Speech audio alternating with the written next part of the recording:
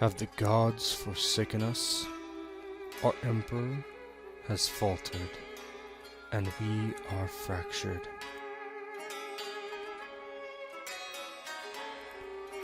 We are but playthings, marching to the drums that clap like thunder. We die with a scream and a cold breeze.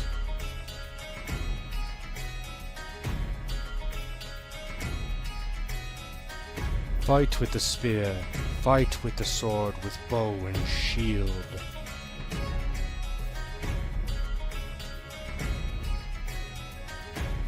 Take back our shores of Korantia. Turn the gods' eyes back to us. Make them see our courage, our honor, our glory.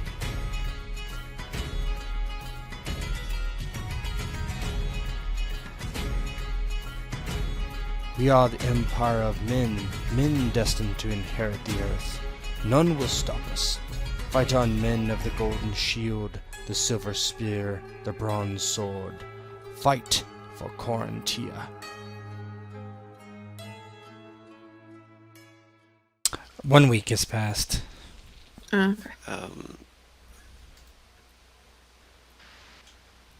Some of you got paid, right? Oh You yeah, get we all every got week, paid. or- What do you, yeah, I mean, got some paid. people made money. Oh boy. No, rhythm doesn't want to work. Of course it doesn't.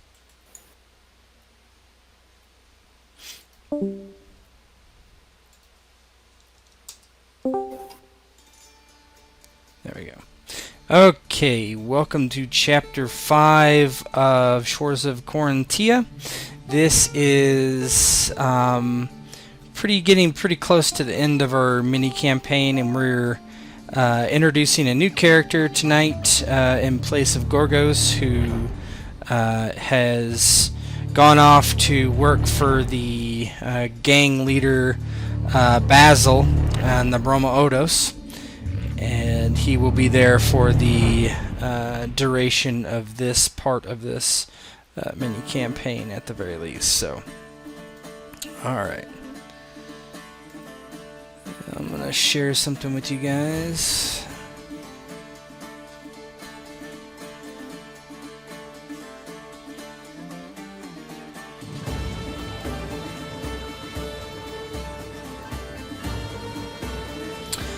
The truth of the moon and the mask. A week has passed since Gorgos' sister was rescued. She has made a full recovery, and all seems as well as it can be for the former militiaman's family. Gorgos immediately resigned from the guard and has been busy with tasks that Basil has given him in the Broma Odos. Phaedra and her mother Basius have moved from the Broma Odos to a small home not so far from Gorgos. Initially, Basius seemed pleased, but even the upgrading accommodations has not sweetened her dour mood. Cineas has continued to ply his trade as a physician and has filled his empty coin purse. He continues to watch for signs of his brother's handiwork, but nothing has come to light yet. The physician finally gives Aegeus a clean bill of health, even though his arm will never be the same. The paladin's work is never done. He rests his weary body and trains his mind and soul. Isolde claims that soon they will know more about this mask, but Aegeus is not given any concrete information. He waits impatiently as the days pass by. And from Tissel an old man has come, escorted by one of skill and fame, a former Olympian Sekko, now hires himself to those with coin. And the court of Lannis has coin in abundance.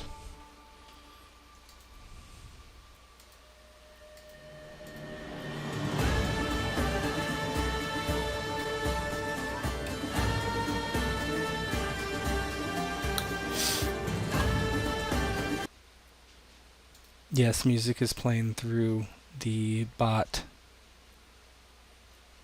Or was, I stopped it. Give me a sec.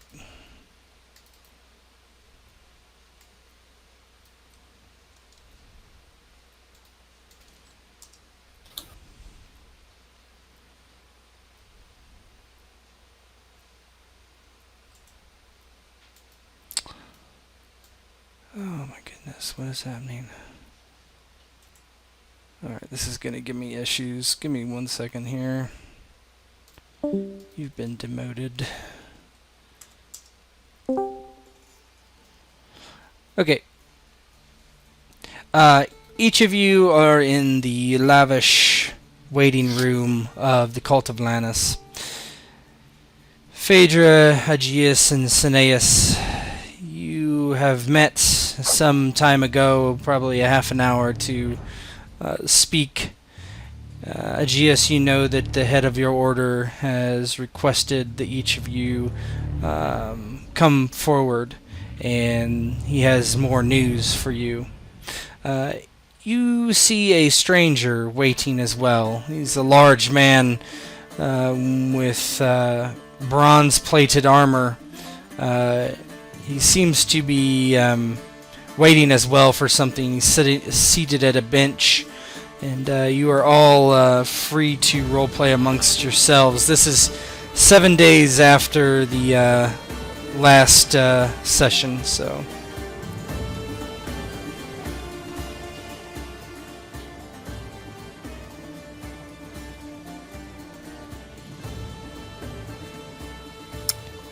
Okay. Sekko is a man who is sitting on a bench with a large axe kind of propped against his left leg. He's dusty from travel. His hair right now is tied back behind his head in a knot of leather.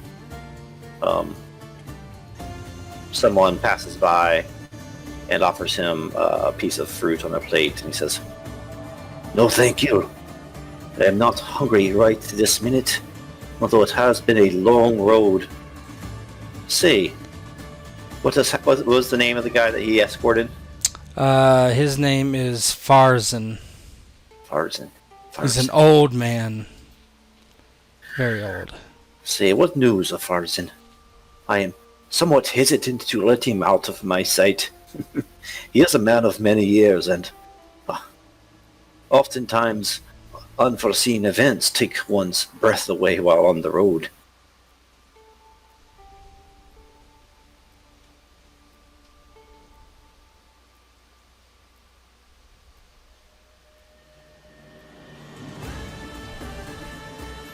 Is anybody gonna say something? As far Oh, that's as far as perfect. Oh, I thought it was as far as disturbing. in there. No. No, Oh, Farzan, okay. I Farzan thought you is were not talking- with yeah, you. I think- Oh, I was asking the servant. I'm sorry. Can you repeat that? Oh, I was just asking the servant if Farzan has been okay, doing his business, and that he seems well after the long journey. The servant gives a bow after he goes to give you your food. I do not know. I am not allowed in that room, but they have been sequestered for some time.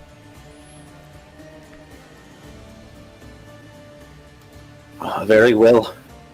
I'm one, I suppose, who takes to worrying a bit too much about that old man. I have known him for some time, and, well, I also have a fondness for coin, and he seems to have no shortage of it. Please let me know any news as soon as you hear anything. He bows. As you wish. He goes over with a tray of olives and grapes and offers them to Aegeus, Cineas, and Phaedra. Aegeus is at the moment, talking with the other two, Phaedra and Cineas. He's not wearing the helmet and the token, but he has his hair pulled back and kind of some braids and well oiled. He's probably wearing the white robe that he normally wears, and he in the middle of talking to them both, he's saying, "We will miss Gorgos. I hope he comes back soon." And he turns to see the servant walking up, and thank you very much. and takes some of the grapes. He bows, looks to Phaedra, and offers the plate to her. Phaedra will indulge herself a little bit in the fruits and such that are being passed out. She pops one in her mouth. She looks to Aegeus and nods. Phaedra, over the last week, besides moving her mother to somewhere nicer than the Bromo-Odos, she's gotten herself a slightly new garb, a little bit more, less dirty than the old ones. And Phaedra just nods to Aegeus. Yes, I do hope Gorgos will come back soon. Or at least that he is okay. Sneas also takes some of the grapes and olives. He has the olives himself, and then when he thinks no one's looking, he feeds some of the grapes to a large and it's a rather magnificent dog, really, next to him. And he is, as anyone walks down the corridor, he is giving them a look of a very stern look. It seems to be his default look. He looks stern and serious, and he kind of favors Sekko with that same expression in passing. And the only time you see that expression relax it is a little bit for his companions, and again when he thinks no one's looking, quite a lot for the dog. Phaedra, she glances over, not minding or not looking over at Aeneas, making eyes at his dog. She glances over to Sekko, looks back to the other two. Who is this man? Do either of you know who he is? Why don't you guys give me a locale roll, actually, an easy one.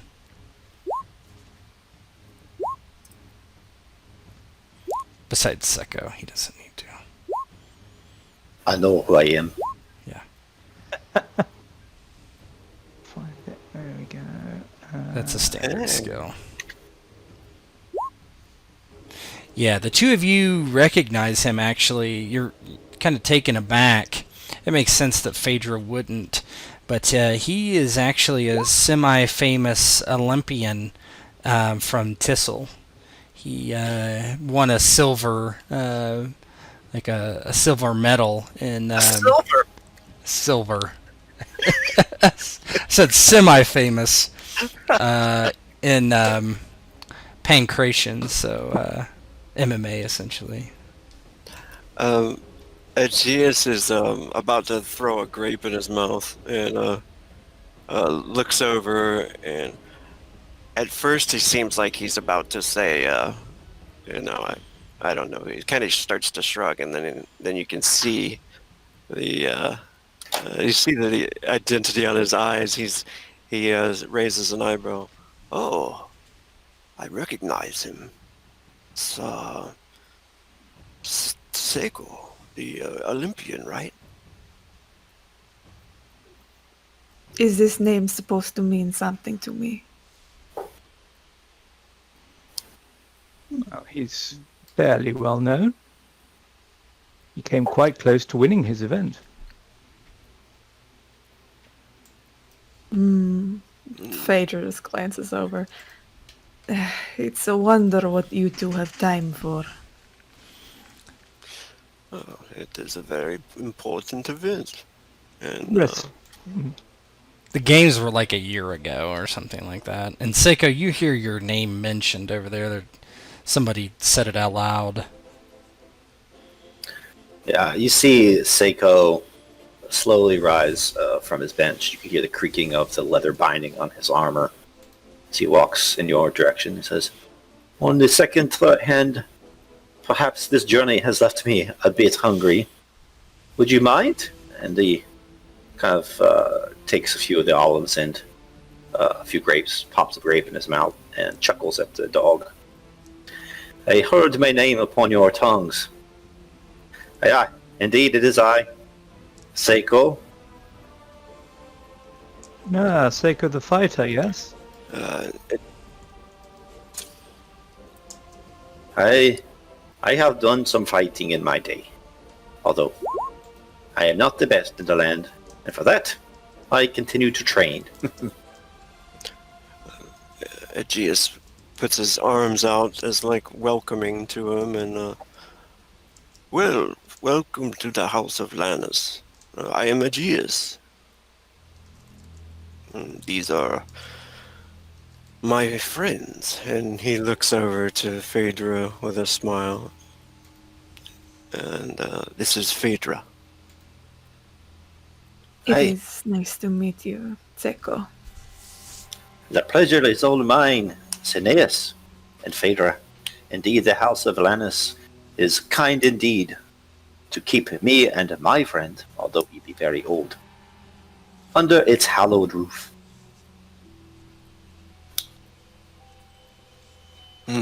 Cineas is like a father to me.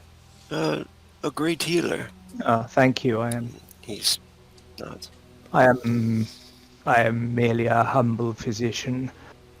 I am not so skilled in my profession as you are in yours, Sekko.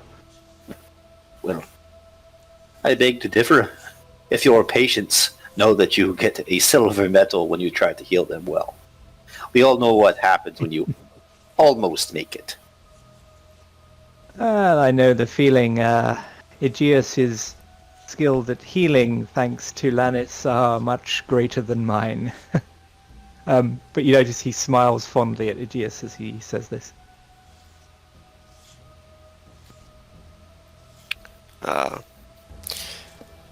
Well, when the light of the gods help you, the light of Lannis, miracles tend to happen.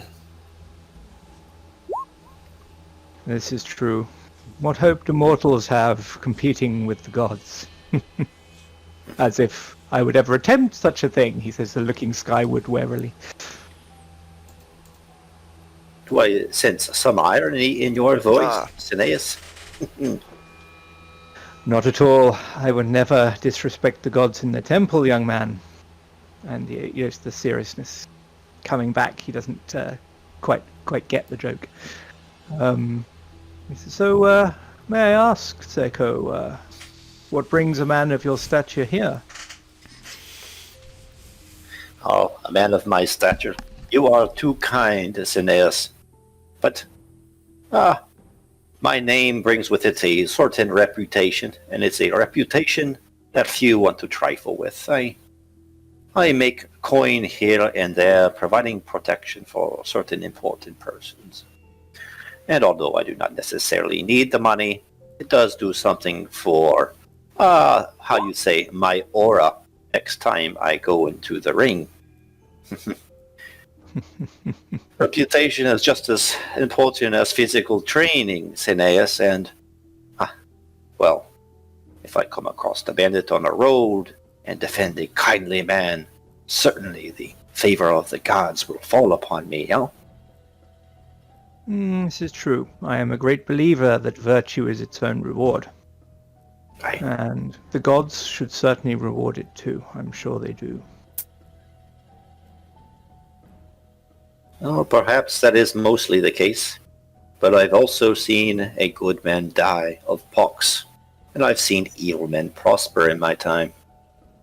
The gods are fickle, but they are just in the end of all things. And he kind of looks up towards the sky. And Cineas sort of glances almost subconsciously towards Aegeus and says, it is true that sometimes good men suffer unjustly. The world is not perfectly just, and that is why it falls upon all of us to bring justice wherever we can. You are a wise man in your ways, Sekko. Says he, not apparently not realizing he's giving a really backhanded compliment. You are doubly too kind, Cineas. My wisdom usually falls at the edge of my axe, which, dare I say, is keen enough. Much keener than my wit.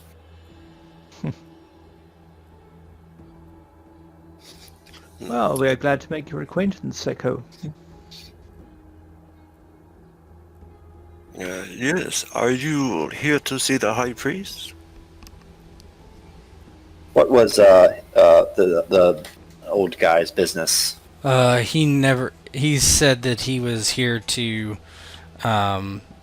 give some of his ancient wisdom to the temple. He thought it was humorous. The man is a bit of a kind of an eccentric. Well, my friend, he is a man of eccentric abilities and eccentric wisdom. He makes a joke from time to time, but in it, one can find a certain measure of wisdom. He has come to offer what service he can to the Temple of Lannis, and he arrived here safely, and he kind of shrugs. And so now I am here eating olives in the company of wise men and beautiful women.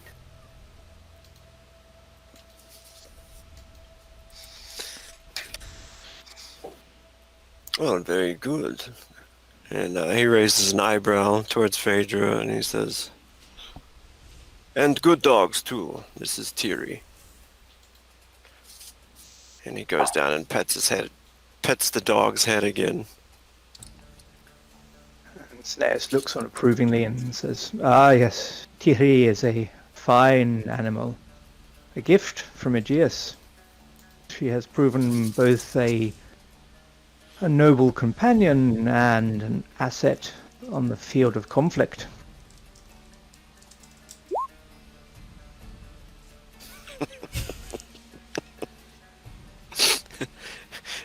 You see, it just wipes his hand on his robe again. I'm Yeah. just kidding. So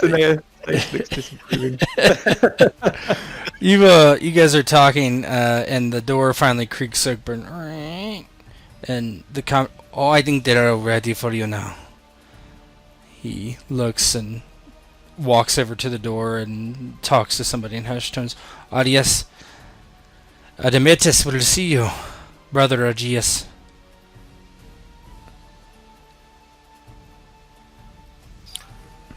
Thank you.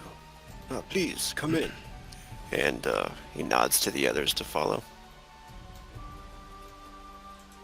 Snares follows and tells Tiri to stay. Tiri gives a small bark, but will do so. All has faded to black for me. Yes, it has. I do not know why. Why cannot this? I believe I... Scared. They're about to attack. What is happening? He attacked the darkness. I can't select any tokens. Magic whistle. It's symbolic. We go through the darkness into the light of Lannis. Yeah. Where there is darkness, there is light. Has the darkness consumed you as well? It has indeed. Then there was light. Yes. May the light of Lannis shine upon thee. The GM has forgotten how to use Roll20. You were shuffled into Admetus, the holy library, and you see on the table in the middle of the room is the mask splayed out. Underneath it is like a cloth that it had been wrapped in, and you see the old man. He has like a small stick that has a little brass pointer on the end, and he's touching this part and that part and moving it and that sort of thing. And they both look up as you walk in, and Farzan just, Sekko! They have brought me here from Tissel for a good reason. Look at this. Look at this. This is older than my mother even. Farzan. Oh, so your journey was not in vain. But pray tell, I am no man of wisdom such as yourself. I know not things from ancient books and scrolls and tomes written upon carved granite and sandstone. Speak plainly, old man. Farzan looks at Mythras and he just gives a short shake of his head and he just waves everyone forward. Yes, this one here, Farzan, he is an eccentric from Tisil, but he knows the olden cults, the olden ways, and he has something to say about this mask. He knows more about it than I. And Farzan just, yes, of course I do, of course I do. I have spent my long years looking over the cults, reading the ancient scrolls and the ancient runes and the ancient hieroglyphics. So you want to know about the mask, you fool, huh? Well, I tell you then. This is a mask that is older than, as I said, my grandmother. It was made not so far from here, I believe. You see this etching, and he points to this very small faded mark on one side of the mask that nobody can really see very well. It just looks like a little ding. Do you see it? Do you see it? He's very excitable. This is the Craftsman Seal. The Craftsman's mark, like a signature. You know that? Oh, yeah. Yes. Blacksmiths have such things. Well, this is an ancient blacksmith. Do you know the moonwood? And I'll show you guys something real quick. Where is my map? Okay. Alright, so the moonwood is north of here. Pretty close. Do you guys see that in the map that I shared? Mm-hmm. Indeed. Yep. Mm-hmm. You would all know where the moonwood is. You also know that it's considered very precarious and that there's ancient creatures of myth and legend that live there that might do you harm if you get too close. So no one really goes there very often. Phaedra, you've been pretty close, but you kind of got a feeling that it maybe something was watching you as you got closer and you finally turned around. And he says, in the wood there is a place, a tower, a long, large tower, very high, into the clouds, they say, in my books. And this was where this was made. And, well, not simple things were made there, only things of power. This mask, at least at one time, had power. What kind of power? Oh, that is the question. What is the power? Well, I do not know what power this holds. I simply know that whoever would wear it, well, that would be an interesting sight. I would like to see what happened if someone put it on. He looks around. Oh, have we even tried that? Oh no. I don't think anybody's ever tried that. Aegeus, seems astonished and totally interested in the story about the forest too. And he's looking at the map, and looking at the tower inquisitively, and says, after he notices Farzan holding the map out, he looks at the mask. He looks at the mask and then to Phaedra. Who wishes to try and wear it? Phaedra looks around and looks at the mask, looks up to Aegeus and at Mythras. I do know that you had found me with this mask beside me. if it needs to be tested again, I would be willing to. Madame Metis frowns a bit. I do not know this is wise. Fazen, tell them what you told me about the Moonwood. Yes, the Moonwood. There is a rumor that there is someone with great knowledge of the Moonwood and great knowledge of the things that come from there, so if anyone would know, it would be her. Who is this person of whom you speak? Person? What do you believe of the myths and mythologies? Do you believe that creatures exist that are not human? I do, yes. Many sages have spoken of such things. Yes, like she is a member of the wood, almost is the wood. What did they call him? Dryads. A dryad of the Moonwood, she is. Do you think that she could identify this mask for us? But if anyone could, it would be her, if she exists. I have heard that she does. I don't want any of us to get hurt. And then he nods towards Phaedra. If we do not know what this mask can do, it could curse us. Yes, it is from a day when the light of Lannis and the pantheon of our gods did not roam these places, did not rule in Korantia. It was wild and savage and full of dryads and satyrs and other creatures. Now the Moonwood is all that is left.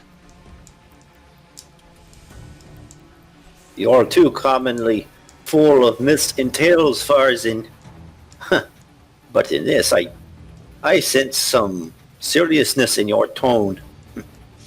I agree with Aegeus here. It would be folly for us to take this danger, this burden upon ourselves without knowing more information. One tale I know is true. The tale of the man who flew too close to the sun, thus seeing his wings of wax melt before his very eyes, crashed to land. Let us not take after that myth. Cautionary tale indeed. Pride, rash action. Yes, these are not the courses of a wise man. Whereas, as you have said, Aegeus, the course of a wise man is to seek knowledge from the wise. And I am the most wise, eh? You ask Sekko, he knows. The wisest man in Tissel. You're wise when it comes to a good joke, no doubt. But you have told a serious truth from time to time. I suppose with all those years, it would be very hard for all that knowledge to tumble out of your ears, like so many ripe olives. I do not know if this was an insult or a compliment. That is why I like you, Sekko. Well, I like to keep people on edge. Adametus looks like he's pretty irritated. He's frowning. Adios. Take Phaedra, and who will go with you to the Moonwood and see if you can find this dryad. He looks to Farzin. I will pay Ramanda Sekko to go.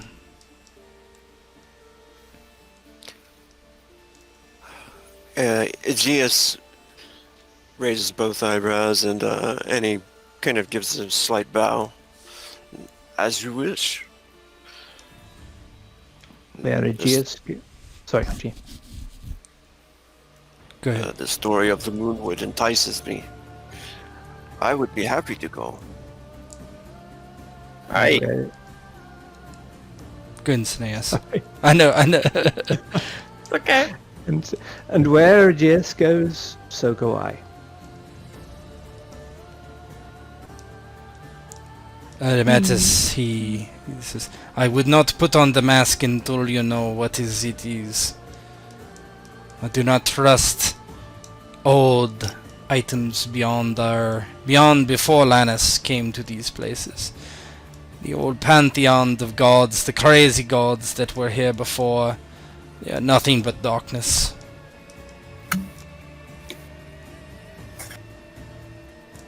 He just nods too. Phaedra, she looks to Mythras. Of course, I will help lead these men to the Moonwood and keep Aegeus safe. Good. You are being paid to do just such things. He steps back and looks at Farzan. If there is anything you need to say to these people, Lord Man, do it. Farzan, oh, well, you'll be wanting these. And he wraps the mask up in the cloth, and he instinctively goes over to Aegeus to hand it to him.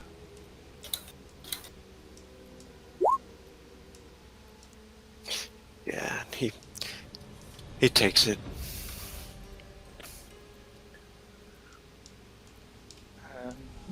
Aeneas looks across at Farzan and says, this dryad, this spirit you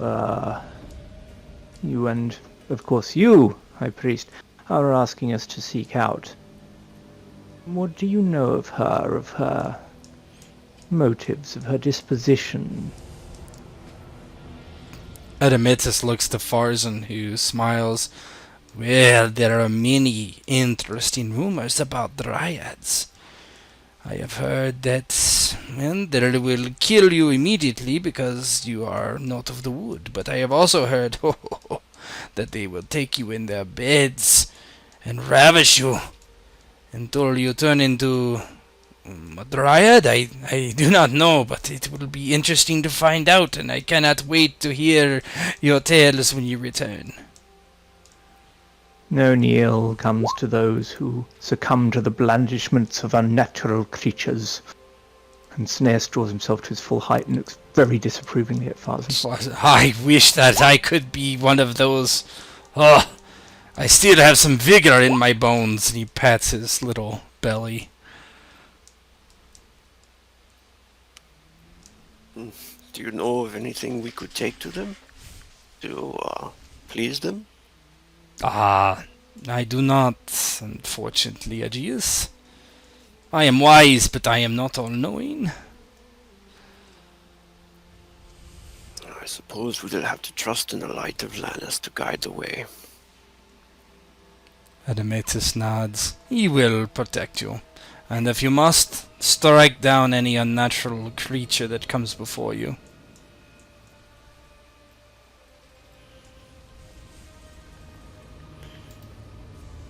I, for one, Sekko the Olympian will go on this journey, if you would all have me. You'll be most welcome. And Snares looks around at the others for confirmation. Yeah. Aegeus nods and smiles towards Sekko. Phaedra looks to Sekko. You have been asked and you've been offered payment. I do not see why you would not come.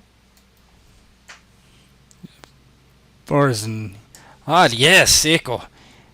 The priest says that he will pay you, and I wish that you would go on my behest. I have a little fire in my belly and below my belly, but a long trip. Oh, my back is already in quite a turmoil, and if you need to fight a dryad, well, I am sure to die. I cannot die yet. From what it sounds like, Farzan, it would be most unwise to fight this dryad. Perhaps we can ingratiate ourselves to this entity in some other way. But, indeed, my legs will walk for thee, and my axe shall speak for thee. Come to think of it, I do not know how a woodland creature would feel about someone wielding an axe, such as myself. I suppose we'll see.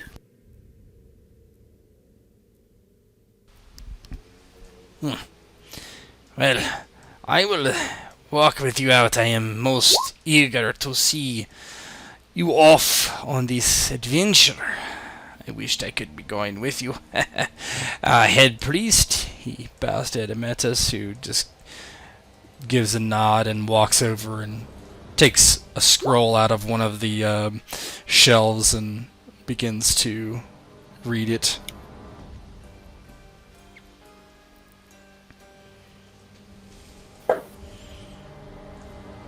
And Farzan will walk out with you guys. Is there any items we should take? Well, food, I guess. Food, of course. How many days travel is it? Oh, it's like a day. It's not very Okay. far. So a few days, I think, will be good. Yeah, the actual size of the Moonwood is kind of unknown, but because nobody ever goes there.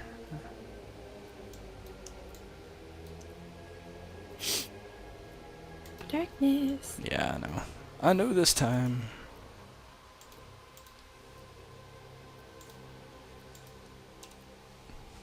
Yeah, you head outside. Farzan's leaning on this larger staff kind of thing. He wraps an arm around Sekko's shoulders, very broad shoulders. So basically, he's like kind of leaning up, reaching up and leaning over.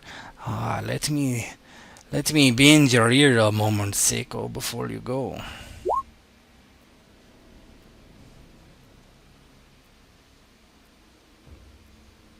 Yes, I am all ears. Well, good. If it comes to you think that your life is in danger, do not be afraid to come back to this place and save your own self. There is no need to play the hero and die for no reason. Farzin. Oh, you have become callous in your old age. Why do you speak such things? Do you foresee something that you have not disclosed to us? Oh no, I am no seer, but I do worry. The Moonwood is rumored to be deadly to any of our kin, any men. I would not wish to see you die, or like a distant nephew or something. A distant nephew that keeps your old bones from crumbling into dust, Farzin. I'll tell you what, he kind of claps him on the shoulder. I'll do all I can to maintain upright and still draw breath by the time I return to this Temple of Lannis, but I will also do my best to defend those who it is my charge to defend. But okay, if things look dire, I will not make a martyr of myself, for there shall be no sages there to record it, and if I return alone, perhaps I shall write the story myself. Well, it does seem better than being wrapped up by the dirt and the grass growing over your head and no one ever seeing your body again, so come back, alright? That will be a shame for all the gods and goddesses for no one to see my body. Point taken, old Farzin. Well met. Yes. Go with your new associates and do not try to get in any trouble with that one. He nods to Phaedra. I shall keep my distance. When he says that, it's not like a leer. It's like he's a bit perturbed by her for some reason as this giant owl kind of swoops down out of the air and lands on her bracers of one of her arms. Is there any significance of the owl and the symbology of this world? Very similar to what you would expect. Wisdom, basically wisdom, and there is a bit of some people find them to be superstitious when they're about, like they're ill omen. Farzin, your words will not come out of my ears like so many olives. I will keep them tight pressed against my heart. Well, let us hope that is the only thing close to your heart and it is not a spear. Well, he kind of scratches his back. I believe I will visit the local wine house. Indeed. Enjoy yourself, Farzin. Oh, I will. I have heard they have good grapes here. He Indeed. bows. I will see you in a few days' time. And he waddles off past the rest of you without really saying anything. Sekko approaches everyone else. Saunters over. Oh, that was just crazy, Farzin. He was giving me tips on how to keep you all alive. He cares very deeply about all of you and wants to see you return in good health, wiser for the experience in the was it Moonwood? Yep, Moonwood. And perhaps with some knowledge that will aid us in finding out the deeper mysteries of the mask. Perhaps after all, a man of virtue lurks somewhere beneath that unusual exterior. And he sort of peers after Farzin and then sees him heading to the local alehouse and then looks disapproving again.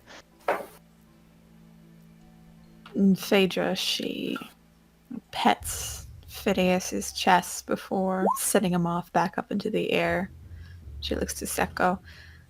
Just do not think that you are the be-all and end-all. This will be a team effort. And if we are to travel to the Moonwood, I've not been inside, but I have probably been the closest of the 3 or 4 of us. We should be careful. That place is... the feelings that I get from there are not the best, I should say. Well, be rest assured, Phaedra, that hubris is not becoming of my character, and I shall not discount any of the 3 of you, for I have not trod in the Moonwood.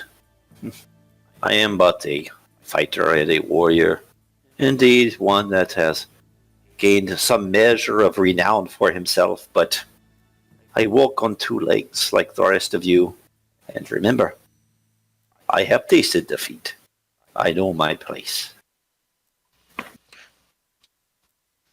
It is nice to see one so high up as yourself be so humble.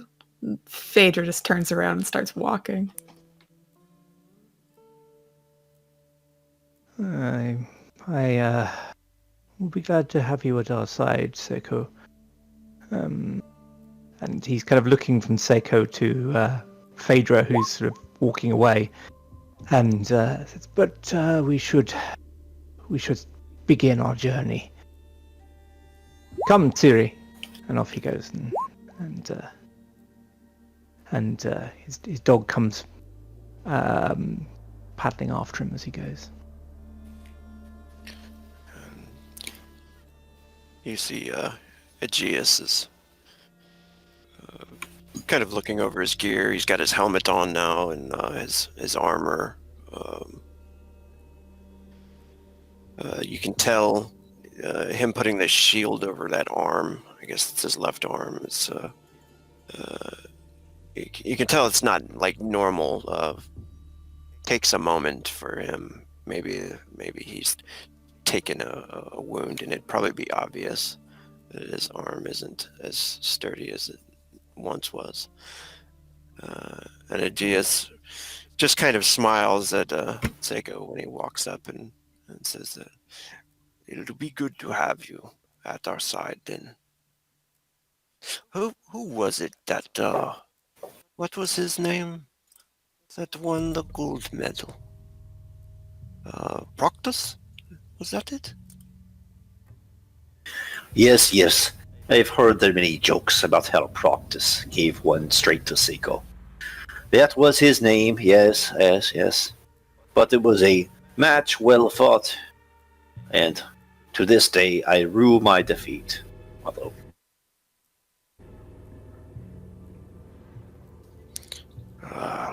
Well, we must all lose at least once in our lives, I suppose.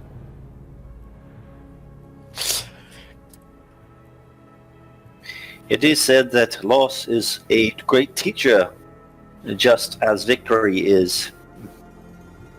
We each suffer small losses in life, learning from them, going from one trial to the next, until one morning we wake a bit wiser and stronger than we were the previous. I would not have been shown the light of Lannis. And he nods to him and starts to walk off after Phaedra and Cineas.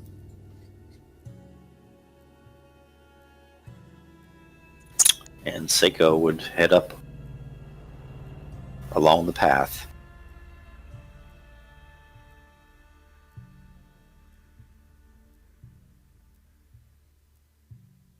There's a small road that heads north that eventually will end.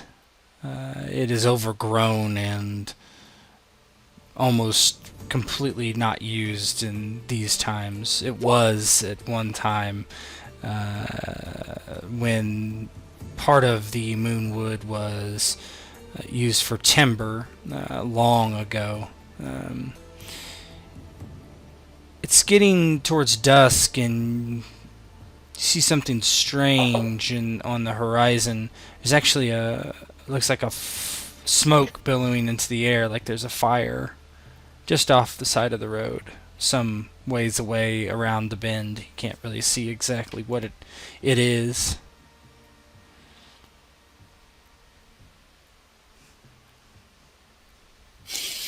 It seems that we are not the only travelers upon this road. Phaedra, she takes out her bow, narrows her eyes. I'm not sure who would be on the road at this time besides us, but let us be careful. Agreed. Caution is always a wise course of action.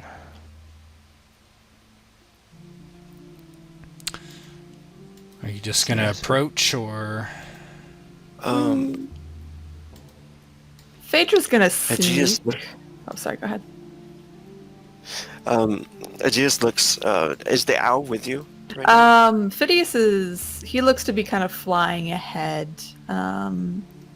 He's not circling per se, but occasionally, diving down, grabbing mice from fields and from tall grass, coming back up, but he's not actively around Phaedra. Yeah, Phaedra, you notice that Phidias is heading in that direction, even though it seems strange, but he's heading towards where that fire is. Oh, I think Phaedra knows exactly if this is what it is. And you see, she scowls. This is who I think it is. She knocks an arrow. I might need this. Pray tell, what spirit lights upon your mind, Phaedra, that makes you worried so? It is but a man, Sekko. A man I've been looking for.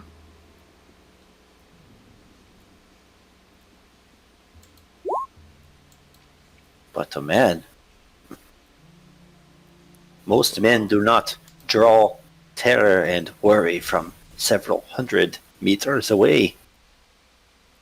There is no terror, there is no worry, Sekko. Just anger. Oh.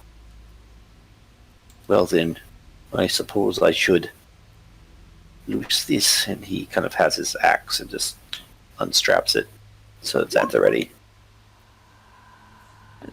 She just looks at the other two. Be wary. I don't know if it is Velos or not, or what tricks he has.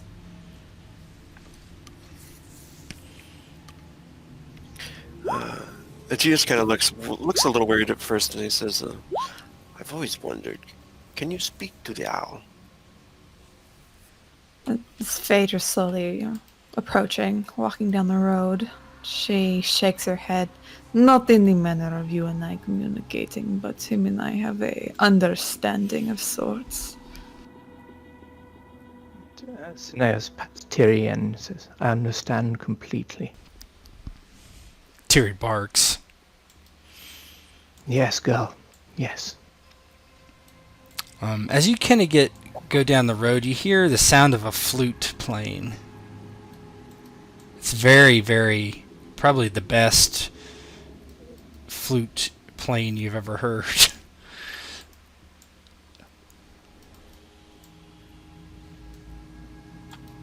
Phaedra is going to go into more of the tall grass, the unkept area, and try to sneak closer. I'll hang back. As you get closer, you see there's a man lying by the fire. He's playing a flute, looking up at the darkness that is beginning to pull over the sky. And he stops for a moment and says, "Ah, you have come. You think you can hide from me? Your father? I think not." Phaedra frowns as she puts away the knocked arrow, coming out of the bush and into the small cleared area. Ah, good. It is good to see you. Remember, you gave me some of your blood so I can keep track of you. It seemed that you kept track of me before, Velos. How do you mean? And you seem to have followed me before. Or at least kept eyes on us before I gave you my blood.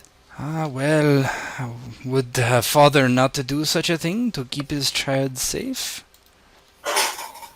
Phaedra scoffs. You haven't been there at all these past years. You left Bacchus behind. Why should I expect anything from you now? Well, I was busy, of course. I am back now. It seems like no time. By this time, the rest of you are rounding kind of the road, or you're able to see if you would like or hear. As soon as Cineas sees him, he says, "Oh, you wait right there. I wish to have words with you." Starts striding down the Do you road. wish to have words with me? I am not going anywhere. He kind of flops over on his side, puts a hand like on his head, and he's just laying there. What do you want to talk to me about? Just every ounce of him winds Cineas up something crazy. And Cineas stands over him and says, "So, you return, do you, to the scene of your crime, to the child you abandoned?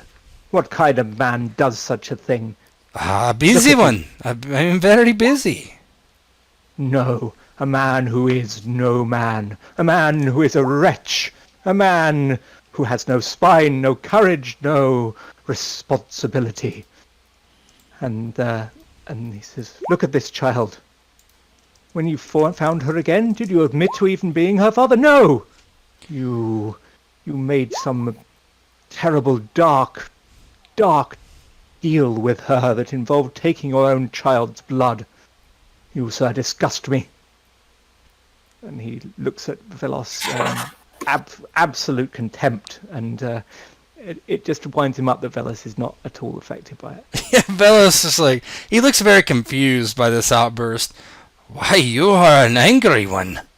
I did not think you had it in you, old man. No. After you.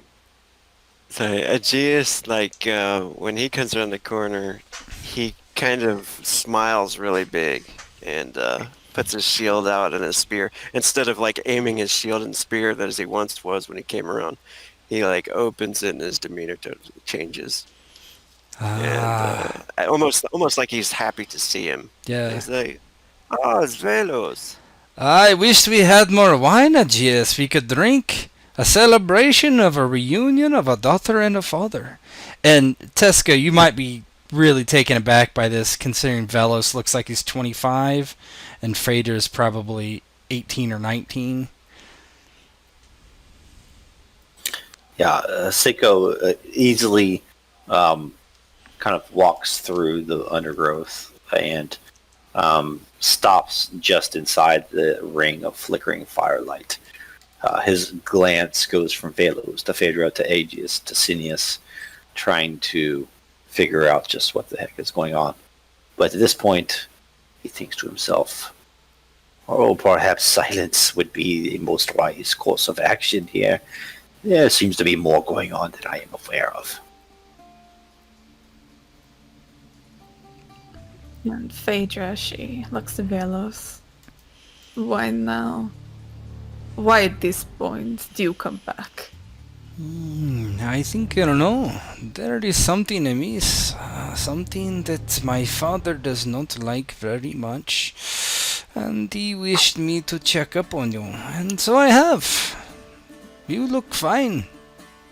Basius is still the way she is, and all is well. She is not the way that you left her any longer. Velos sits up, and he actually, you've never seen him frown or anything like that. And what do you mean? She looks to Aegeus and back to Velos. The light of Lennis has cleansed her mind, removing whatever you put in there. I did not. This is. You did what? He cleansed her.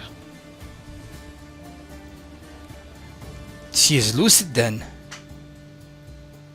Yes, she is. This is troublesome. My father will be displeased. And why is that? Because she knows? Because she remembers what you are? No, because she is a dangerous woman. How so, exactly? She's a sorceress of some great power. Phaedra had been fairly aggressive, eyebrows furrowed, but her eyebrows go up in extreme surprise, and she takes a step back. What? Yes, she even enchanted me. It was not I that convinced her to give her a daughter, but then my father, he is the strongest, and he set things right. So she could not do things that she would not. I hate to say this, I wished I would not need to, but it was our thought that she would try to use you for some unholy means. I am confused. You have never known her, Phaedra. Not really. Not truly. No, and I wanted to get to know her, since I didn't have anyone else, since I was born. GS, you can roll insight if you would like. It's hard.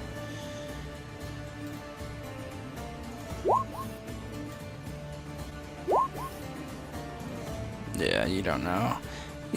Wait, I understand. And it was a hard life for you, I'm sure, but it was necessary. She is lucid now. For how long? Have you been around her? I have been around her mostly. And how has that been? Is she the loving mother you thought she would be? Phaedra pauses. She frowns again. I don't have to answer to you. You're no father of mine. You may have helped birth me, but you are no father. Ah, You think, he looks to Cineas. you may think this excuses you, Velos. Perhaps it does in some measure with your... Perhaps it excuses your behavior towards Bausis, but not towards Phaedra. None of this was her fault. And you left her there, you abandoned her. It still lies on you. Well, I am sorry, I suppose. I was busy. He doesn't seem to get it. Which is weird, because normal people would obviously understand abandoning their daughter is not good, right? I don't understand what you are busy with. If I didn't take care of myself, I would have died. Are you dead? You're not dead. I would never have let you die. You are stronger because of how you were raised. With nothing? Sure. And now look at you. I see you have new clothes. You have fancy friends. He nods to Aegeus. Not because of you. No, it is not because of me. It is because of you. This is how heroes are made. This is how you gain inner strength. Not all can be born with the strength of a god. Phaedra shakes her head. If you must know about Bacchus, she's been lucid for a little over a week. Well, you should be wary of her. I'm wary of her complaining about everything I do. Phaedra, I do love you as my child, as a father loves a child, but you would be wise to stay away from her. Or kill her, perhaps. Phaedra shakes her head. I could never do such a thing. Your every word, Velos, betrays that you understand nothing of parenthood. Nothing of simple human feelings. What are you? But I am the son of the huntsman, the trickster. Yes? I have said this, I think. You have indeed. But you are half human, are you not? Ah, but humans are boring, no offense, old man. It is much more interesting to travel the lands and drink the wine, eat the food, plow the women, eh? I'm sure you are very busy with that over these years. Well, if you must know, your fatherly love only goes one way. Ah, this is unfortunate, Phaedra. I will watch out for you still. I will tell my father about Bacchus. He will be displeased. Maybe you should have told me. Well, it is easier not to do so when you know nothing. Ignorance is bliss, they say. Yes, and it was much more blissful when I did not know you. Oh, my heart is torn asunder. I wish you would not have brought her out of that stupor. He looks to Aegeus. You should have stuck to drinking wine, my friend. He just said that he wished you didn't bring her out of the stupor. Bacchus. Aegeus has already gotten out some, a small meal and started to eat some bread and listen to the stories they've been telling. And he shrugs and he's like, she needed help and healing. It seemed that she had been induced by some dangerous affliction and almost in a slumber of suffering for so many years. I prayed to Lannis and he healed her. Lana should keep his business to himself sometimes, I think. He is How dare too... you speak of He looks... What? Old man? How dare you speak of Lannis so? You may have the blood of gods, but he is a god, and our god. Ah, well, my father is his brother, so... He's Uncle Lannis to me. Grandpa Lannis to Phaedra. Snares, his mouth opens and shuts a few times. He's got nothing for this. And he looks like he's telling the truth. I mean, you can't tell. I mean, Yeah. he's so off-putting that it's hard to... Yeah. So, just kind of stammers. You are some kind of god? Is that what you're saying? I am the son of a god. But this is quite boring. Shall we drink? Phaedra, would you like to drink with me? Yes, I know you want to, I can tell it. And who is this fine large fellow over here? You have traded one ugly big man for a handsome big man. I like the trade. Goodbye, Gorgos. This is, Sekko. Ah, Olympian. Sekko. Sekko the Olympian. Well, that is mighty strange. Come sit next to me, Sekko. I wish to speak to you about your adventures in the arena. I've been listening to you fellows here, and I would like to hear. It's Irish. I need to tell you, let's go. His exchange Hard is stop. Would like to hear more about your adventures, but you are the son of a trickster god. I dare not sit next. I dare not sit next to you, lest I get burned by their fire. Oh, there is no problem. You can sit next to me. I have no trickster here, just me, Velus. Father Velus. Yes, that is me. I simply wish to hear about your adventures in the arena. I have heard of your fight.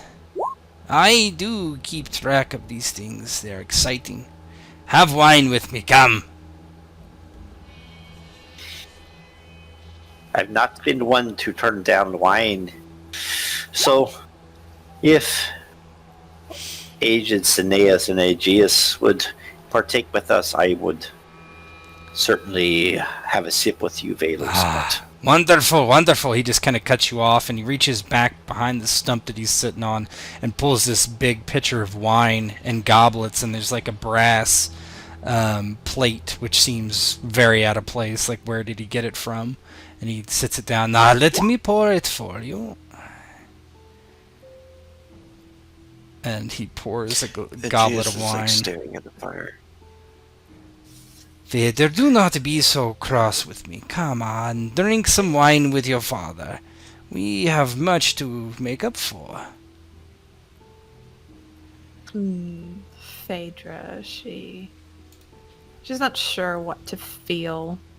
Mostly just anger engulfs her right now, but she is taking a seat and thinking it over. And she gives a small shrug.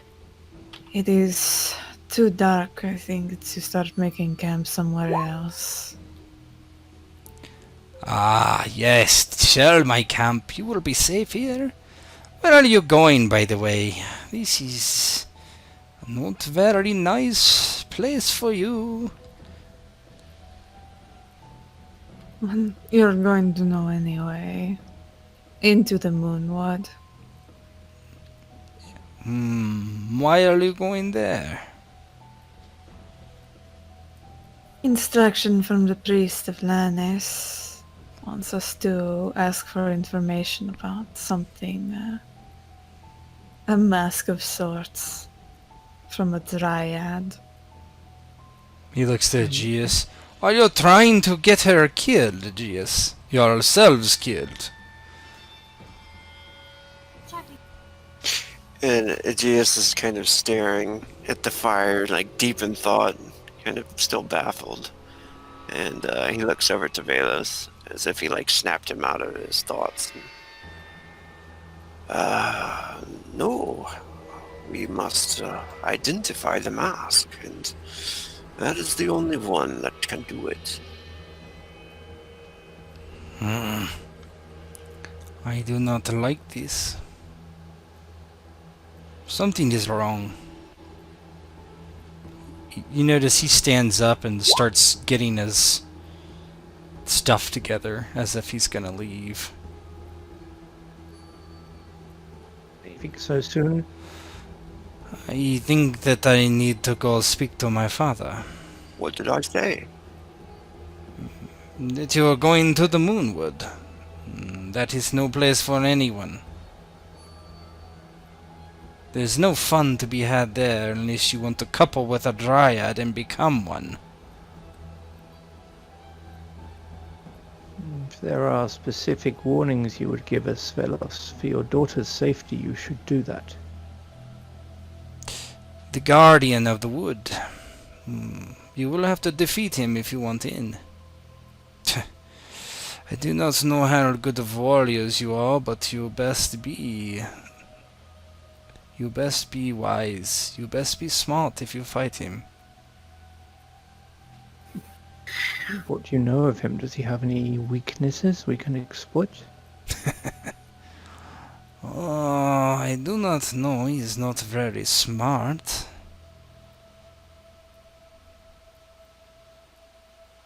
This is good to know. Thank you. There are many things in the woods that are not very smart fellows. But I agree with Aeneas, please. For the love of your daughter, can't you please tell us something more about this guardian of the wood? A great warrior such as myself, he raises his fist, shall go against it soon, and I would be more inclined to tell you tales of my bouts under Mount Olympus, if I could have at least some guidance in this matter. But then I do not get to see. I do not get to see the looks on your face when you see him. You will know when you see him. Be careful. Oh, Phaedra, I do have something for you. He pulls out of a sack this bracer. Be like a oh god, what are they called? For your left hand when you're shooting an arrow, so you don't cut your wrist. The guards. Yeah, the guards. Yeah. Tosses one down, and this is something that my father crafted for me long ago, but I never took to shooting. I think it will be better for you. It will speed up your hand. You will shoot faster. A gift from the gods. Phaedra, she stands up and leans down, taking the bracer in hand, and she does put it on fairly swiftly, taking off her other one. Thank you, Velos. Call me father. We'll work on it. Wonderful. Well, old man, I'm sure you're sorry to see me go.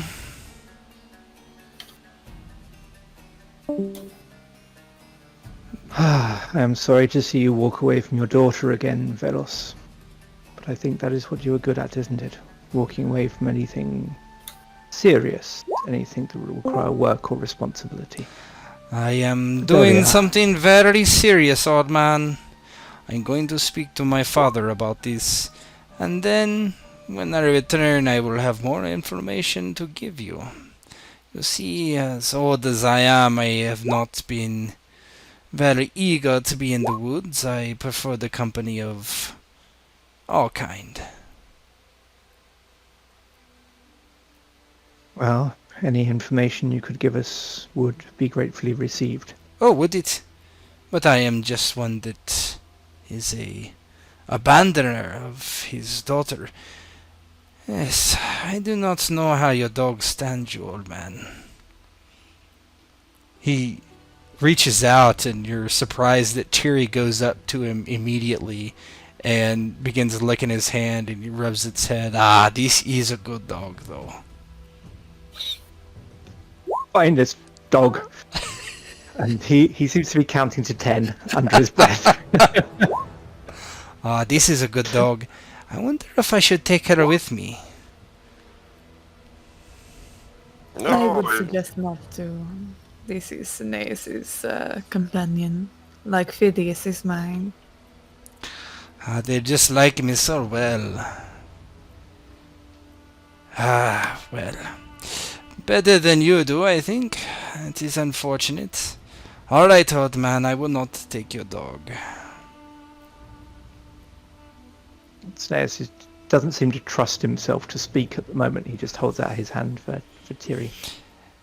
Velos gives her, like, he kind of waves his hand to hers as if, like, yeah, go back to him. And with his assent, she kind of goes back to you and sits down next to you. Such a stirrer.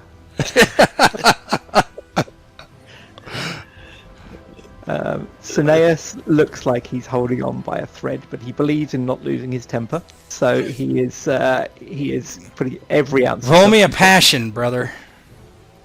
My passion for lack of passion. Yeah. Okay. Is this idealized stoic virtue, I think? Yep. Oh, you blow your top. Yeah. Cineas just starts yelling at him. It gets a little bit incoherent even. He just starts yelling at him about what sort of horrible person he is and how he just takes and takes and takes from other people and he never gives anything back. And what kind of person lives like that? Hey! And it just goes downhill from there. Velos is, he looks like very, very taken aback. Like, me? I did something? What? Aegeus is gonna try to calm Cineas and stand between them, you know. Yeah. He even calls him I think it's Potter. Potter, calm him down. It's okay. Velos is just leaving. You realise you're almost having to hold him back physically. You're not exactly sure what Cineas would do to a demigod, but he looks like he's thinking of trying something. So the dog just put him over the edge. So yeah, but he's pretty easy to hold back. Well, if you should make sure he fights the Guardian in this state, it will not have a chance. He smiles. He walks over to Phaedra and he gives her kind of like one of the awkward. Should I give you a hug? No. Ah, very well. Well, I will see you sometime soon, I hope. Now that is up to you, Velos, whether you're busy or not. Well, I do have business, but I will cut it short to see my father. Do be careful of your mother, as I said.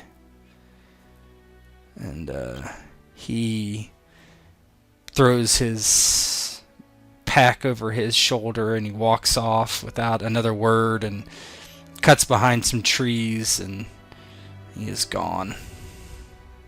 As he just after he disappears from sight, Cineas lets out a breath and says, "What an arsehole!" It's the first time any of you ever heard him swear. Phaedra looks to Cineas. Just a bit of a sour look on her face as well. I feel as though you were more angry than I was. Well, you've been treated extremely badly by both your parents. You deserve better. I believe strongly that people should live for others, and he lives only for himself. I'm sorry that I was provoked into it. But his behaviour towards you and your mothers are reprehensible. It is a credit to you that you have grown up so well. Phaedra, she just looks down, smiles slightly. It is nice to have someone fight for me so strongly. Thank you, Cineas. And Aegeus, you'll know that Cineas rarely gets angry on his own account, although there was an aspect of getting angry about Tyrion in this case, but he's much more likely to get angry on behalf of injustice for others. That's what tends to get him. Aegeus pats Aeneas on the shoulder, and it's a good thing you didn't have your spear at hand. Your javelin. I am confused. Did he not try to get you to bed with him, Phaedra? First time we met him. He did indeed. Cineas turns green and goes off to vomit in the bushes. Cineas looks at that. Phaedra, maybe a little bit amused by this. She kind of looks to Aegeus. Well, according to my father, I'm apparently much more closely related to Lannis than you are.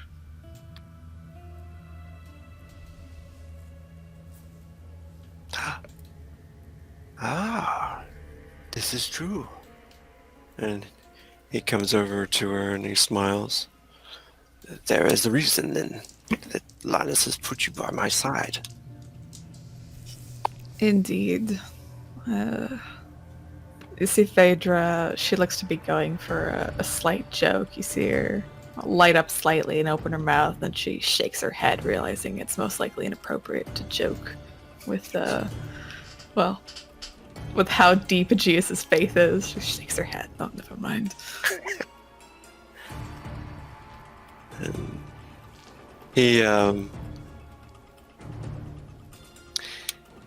he just smiles, thinking she's totally going somewhere else with that. And he looks over to Sekko and says, well, you have met Valus now. What do you think?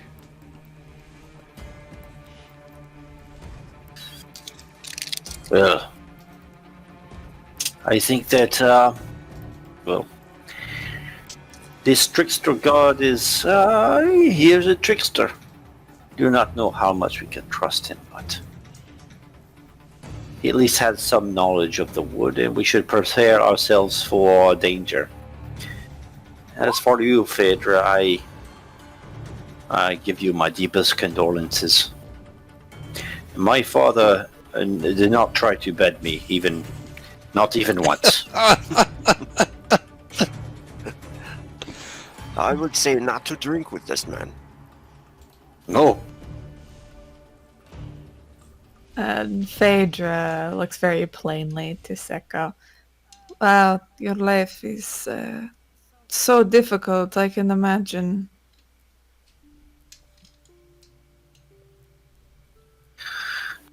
It is not for us mortals to speculate on the will and on the preoccupations of the gods, eh? There may be some reason behind it, Phaedra. Do not take such things personally. Phaedra, she just blinks and shakes her head. You do not understand, Sekko. But that is coming from a man with privilege. So I understand your misunderstanding about my feelings and where they are placed. Oh, perhaps you speak truly, Phaedra. I do not doubt it. But what I do know is that I dare not stay close to this fire tonight, I would like to go and up the roads away and make our own camp. This place, well, frankly, it unnerves me. This place is a place like any other. Velo says left. I think we will be fine here. Plus, she looks out. It's fairly dark now. It is dangerous to attempt another camp. This one is made. It is safer.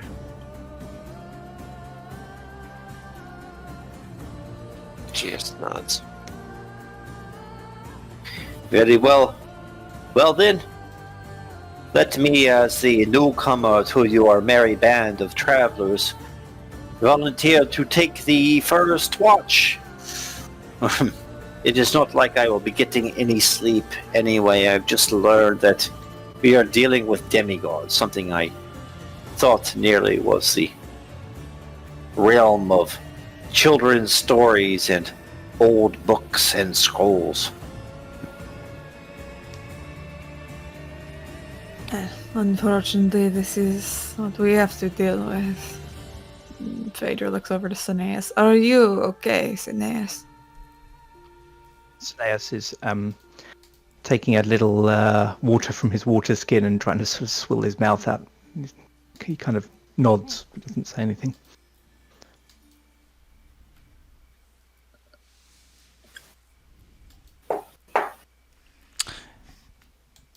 Yeah, if you don't have anything else, we can move on.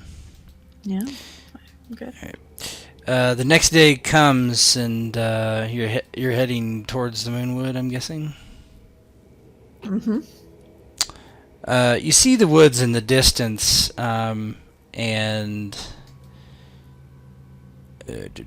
one sec.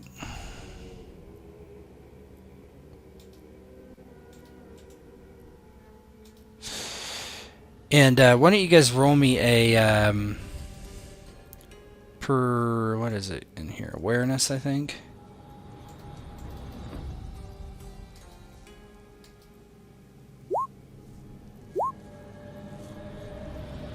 It is don't think it's not awareness. Insight? It's perception. Perception. Perception.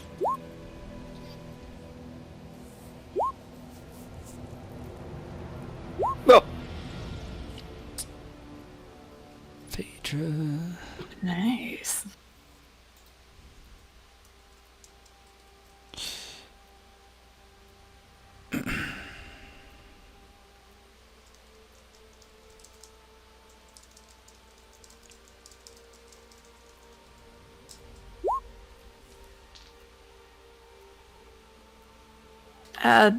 Phaedra, as they're walking, she looks up and you see her head a swivel, focus on something in the distance. She squints and covers her eyes so the sunlight doesn't get in. She points over. There's some sort of large horse in the distance. Possibly the Guardian? It might be. It doesn't, based on kind of the, I guess, what it's around, does it look like a oversized horse, or is it just... It does look a bit oversized. Can you give me an what would it be? With knowledge? Do you have a lore of any type? Oh, I do. I think I have some sort of, like, let me just see. I do have lore animals. Yeah, that'll work. Roll it. Okay, 51. So. Yeah, would it be under my... You can. It's under your professional skills, professional? or you can click roll it from your sheets, whatever you want to do. I'm gonna say it was easy.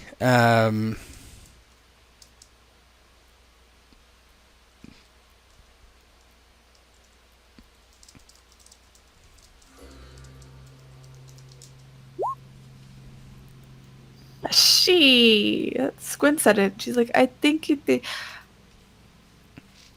Oh, It's some sort of half man, half horse.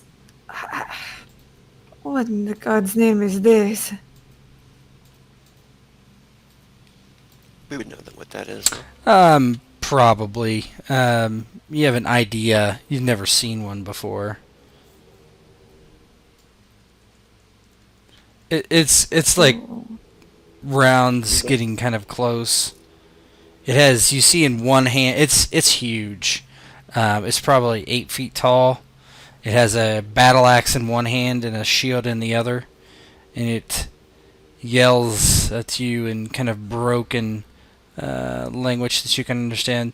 Go away! Go away now! This place is not for you! Phaedra quickly whispers to the others. I think this is the thing we have to defeat. We need to come up with a plan and fast. Which is not smart, remember. Perhaps someone quick-witted, Phaedra? Phaedra quickly scratches just the side of her head. I'm not the one with the most wits, but she points over to some of these rocks and such. Maybe we can get it to crash into some of these if it charges, if we get in front of them and dive out of the way. But we have to hurry. Very well. Leave now, this place not for you. We are just going around, is all. Leave now the way you came. Now, do it now. I shall go up on these rocks and draw it to me if you would maneuver around the back of it, or even, well, dash away and so it dashes its brain against the rocks. Yeah, go ahead and roll initiative. It's not liking that you're not moving.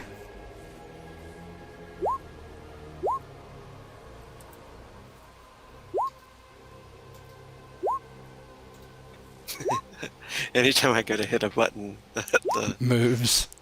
yeah. I know, I'm yeah. like, damn it. Alright, looks like everybody's in there. Let's, Aegeus. It is, 20-ish. Yeah, it's about 20 feet away. You can move 10 in one action.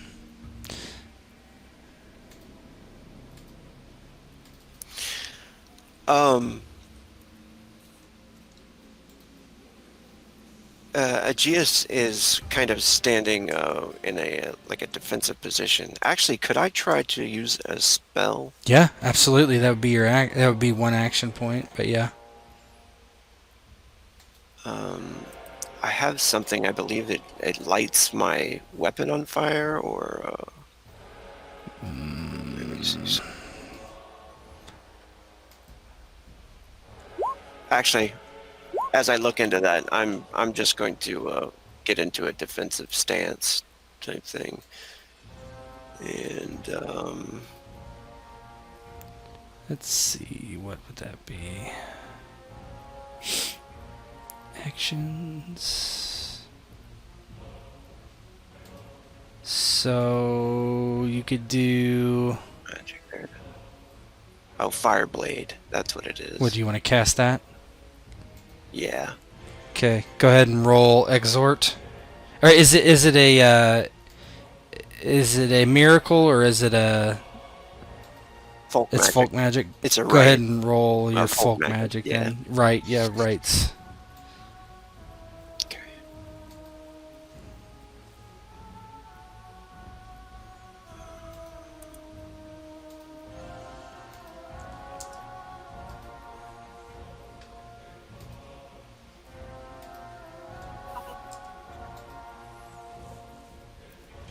It's in your should be in your should have a spell. Oh yeah, no. Yeah, you try to cast it and it just nothing happens. It's just yeah. That's him. Yeah, casting is not your forte.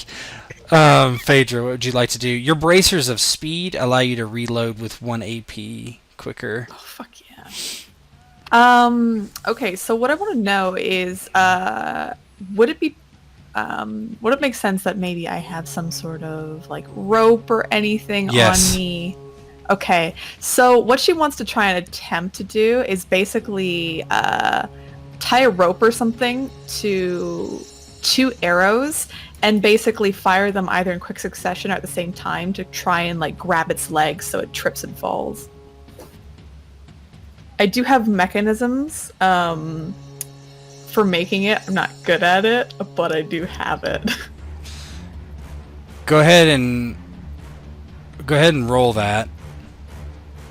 All right, let's see if I can see this. No. Yeah, you tie the rope to the arrows, and that'll be your turn as you're preparing that. Cineas.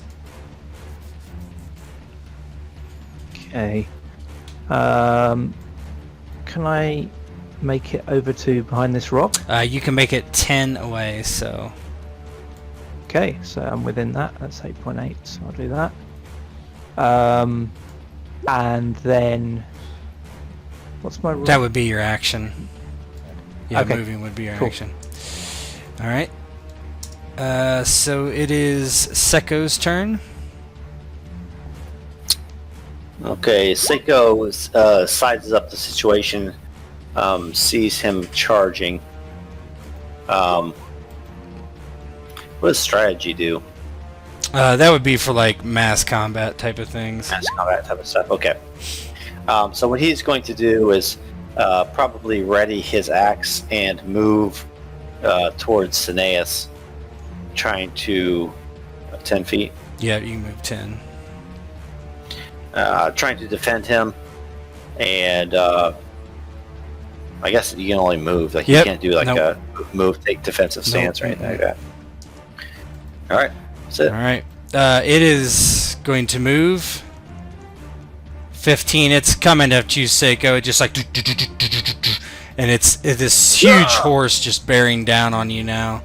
Alright, it is Aegeus' turn, I believe. Yep.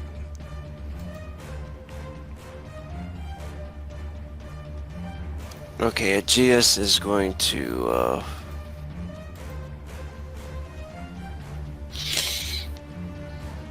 can I move to here? Yes, you can move. That's your turn. Okay. Okay. Phaedra, Trying to you have the ropes tied.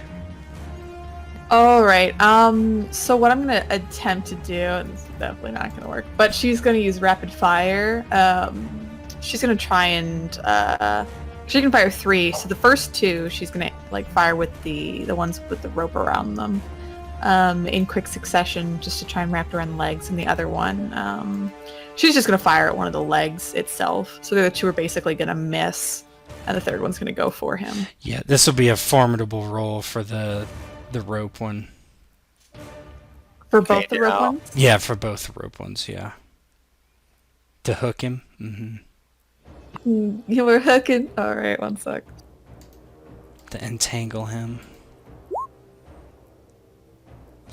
Now you can use luck, okay? So, all right, so that missed, but you can. Oh god, you got to roll 7. You can use a luck point to re-roll if you want.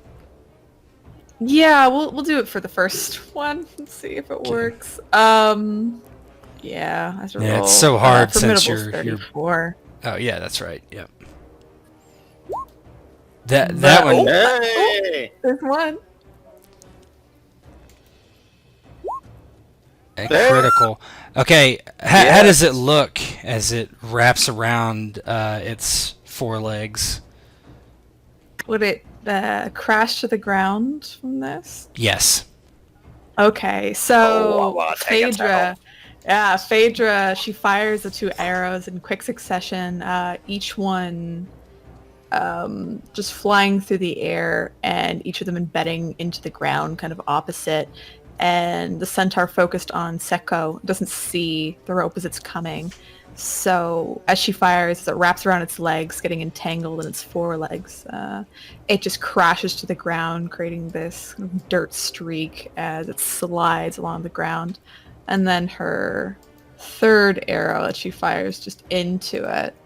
I don't think she's gonna hit, but we'll see.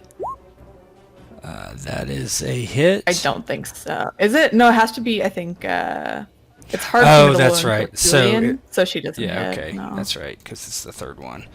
Yep. It goes wide. Because it falls down and you shoot over its body, but it's like lying on the ground, kind of on its side. Cineas, what would you like to do? While it's down there, I'm going to try and... can I throw my javelin from there? Yes, you can. Or just stab Yeah, it? you can throw it. Okay, I'm going to go with that. Go with that. Is it going to be easier because it's lying down? It will be. It'll be an easy roll.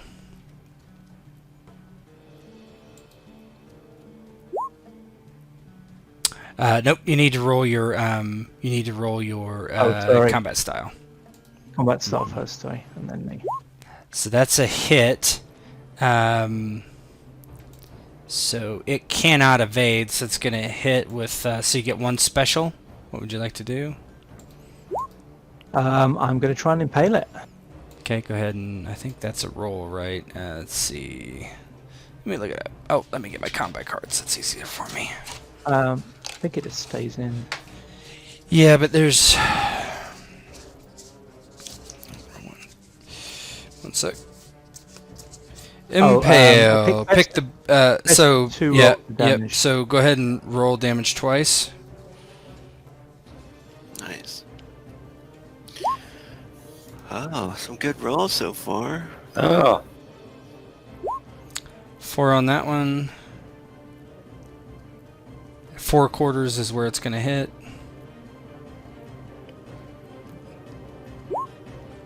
Yeah, they're both 4. Didn't you roll 3 times? Oh, okay. You rolled. Okay, I see. So 8 damage.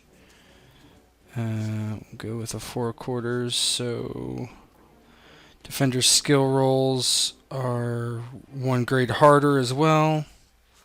Okay. All right. So okay, its size though.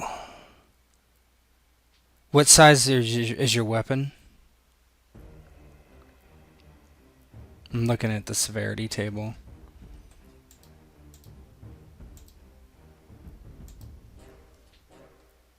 I think is it large for javelin? Oh, it says, or does it say? Impale medium.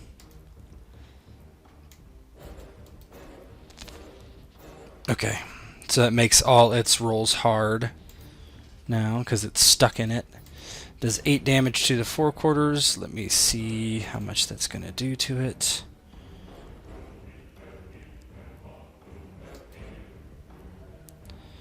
Really slow. Okay.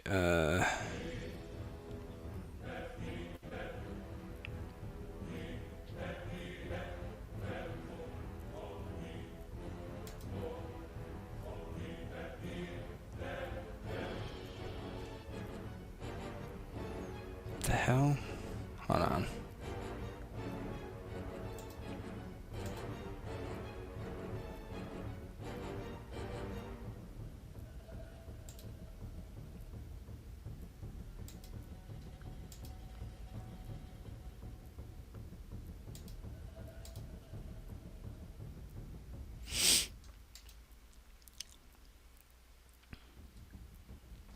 Bear with me 1 second.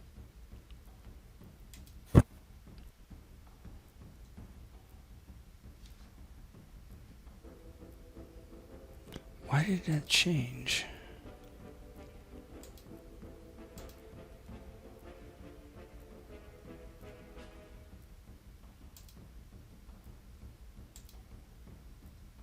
There we go.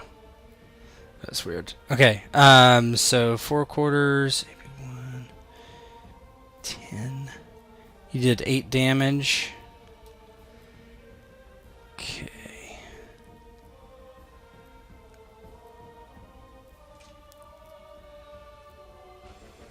Oh, where is that on that sheet?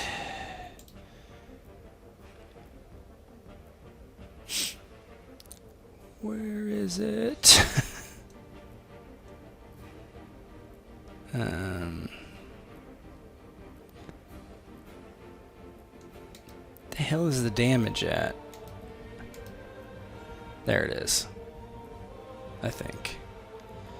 No, I can't put damage in there either. Hold on, sorry. I'm looking for where I can put the where do I put the damage in? It's been a minute. There it is. Okay, there it is finally. Sorry. Okay. You throw the javelin into like it's right above its knee and it just sticks straight in and it like kind of neighs a bit as you do so. It doesn't give it a serious wound though. It's huge. All right, and then it is Sekko's turn. Yeah, Sekko like sprints forward a few steps and plants his left foot upon the boulder. He uses that to just like launch into the air and raises his battle axe and tries to break down the centaur. Mm-hmm. So just roll your combat style. Okay, that's a hit. So one special. Press advantage. Okay, what's that one do? He doesn't get to attack next turn. Is it an offensive one or both? Yeah, it's offensive, I think. Okay. Press advantage. Defender cannot attack in the next turn. Oh, good. Okay. Cool. All right. So how does that look as you do that? So the centaur is kind of tangled up on the ground. Sekko he goes a few feet in the air, brings his axe down and hits it. The centaur is tangled with this massive person on top of it, even though he probably is much larger. Sekko is just kind of hewing away with his axe at the thing. Mm-hmm. That roll damage or something? No, that was what you did. Is cool. Got it. but actually you do roll damage. Go ahead and roll damage. Battle axe.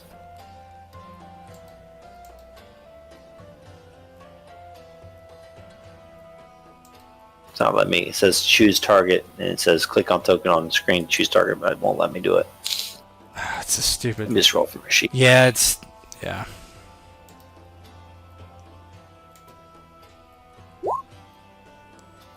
That's fine. Oh wow, 14 damage. Dang. Nice. Need the hit location though. Go ahead and roll a d20.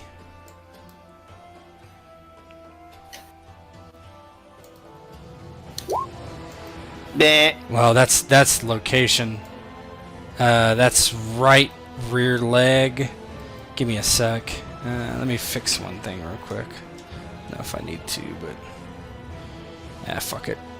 Okay, so that would be 14 damage to the right rear leg.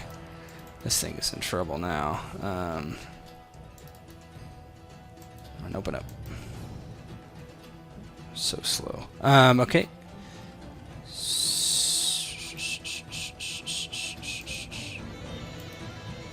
So yeah, he jumps on it, like hacks away the right rear leg, and just he feels tendons snap beneath his axe. Says, "Get onto this thing.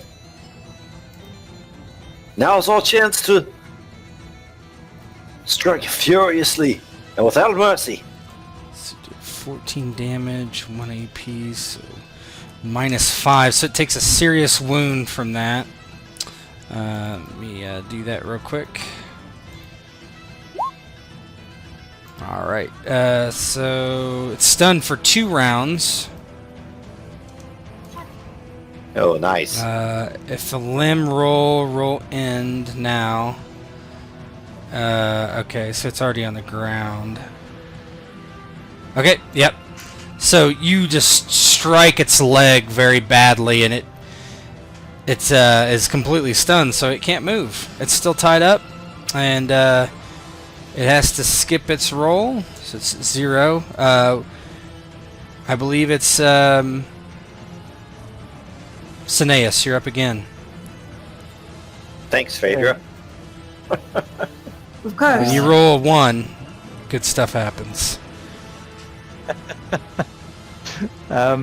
Taneus is going to draw his sword, his short sword, and he is going to climb up on top of the rock. Yep, that's your turn. Okay, and Sekko, you're up. What happened to Aegeus? Oh, I'm sorry, Aegeus, you're up. But that's okay. Go ahead. Yeah, Aegeus is going to stab with the spear.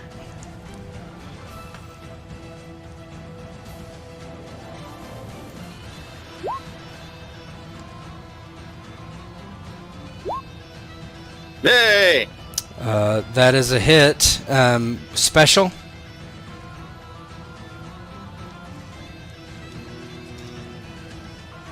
The where's that? Maximize damage. Yeah. Or location. You can pick on a location. Just remember that he's already been hurt to the right rear something. What was it? Yeah, right left leg is in bad shape.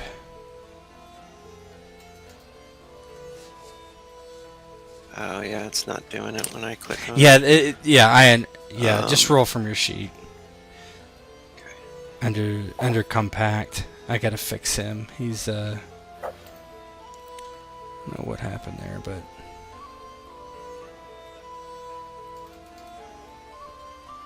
Under the short spear. yeah. It looks like I only have impale on there. On the Yeah, short but spear. Impale's the only one that's like weapon specific. There's a lot of them that aren't weapon specific, like maximize damage, choose location, that sort of thing. For the paladin thing, I'll do maximize damage. Alright, so go ahead and roll. What's your oh shit.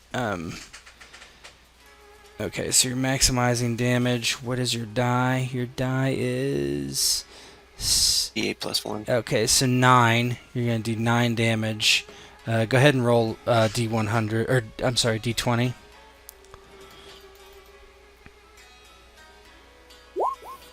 Nine. That is 9. That's the 4 quarters again. It's 1 AP there, so 8 minus 6. It's another serious wound. Yeah, it's still. And the centaur. And then it is Sekko's turn again. I think he should be at 1. Yeah, Sekko is going to just heft his axe high into the air. Some warning light glints on it. You can see the ruby red blood of the centaur. He brings it back down upon him. And he has to do Berserker first, right? Yep. Hit. Berserker. Yep. Special. Maximize damage. Okay. That's going to be big. Go ahead and roll D20 for location. Right front leg. Go ahead and roll your axe just to see. I think it's 2d6, but I think it's 2d6 plus 1d2 or something. Alright.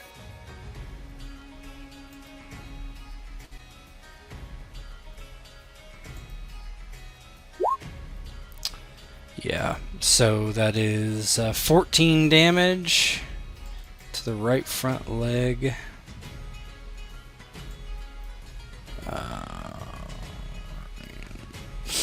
That's minus 5. That's another serious wound.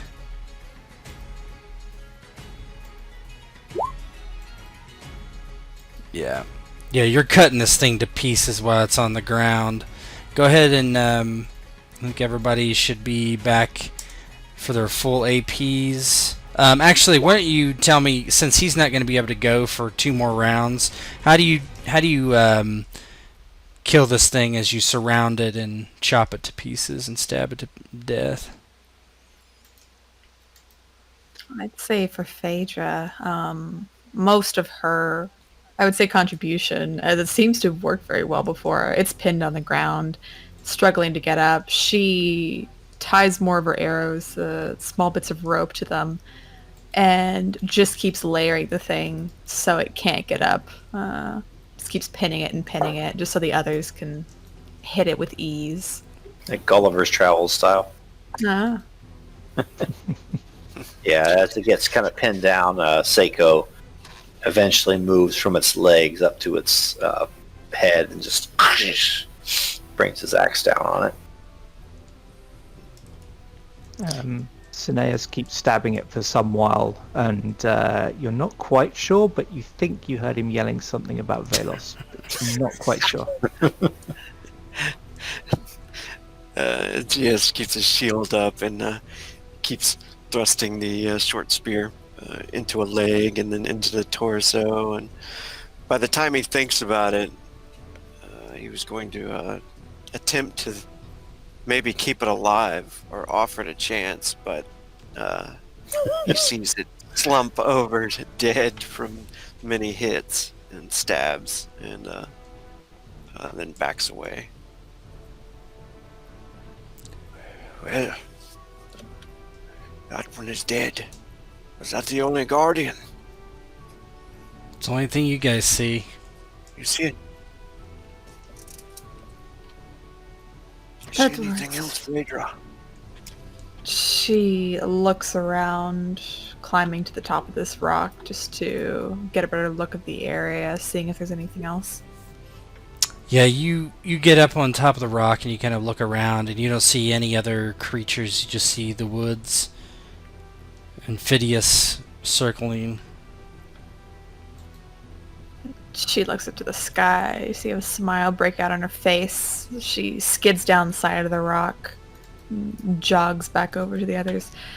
No, this, I think this be the guardian. That was a good trick. The tangling. And thank you, Aegeus. I do not have much experience in trapping, but I do have some. I feel like small animals are, well, no different than big half ones sometimes, at least with mentality. It was well done. Does he have anything? He has a On him, like, shield and a any big kind of- axe. No amulet or anything, or any kind of jewelry that would be No. identifiable? Mm. How big's the shield? It's human size. It fits his top half. Would I be able to Yeah. use that? It's a hoplite shield. Okay. Yeah, I'll grab that. Okay. Just add it to your equipment and we'll figure out the stats when needed.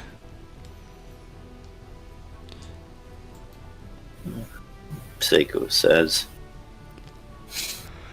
this thing is, well, it came at us in a reckless fashion, and I count myself among the blessed that Phaedra, Aegis, and Cineas was in my company. But, well, I do not think we should tarry here much longer.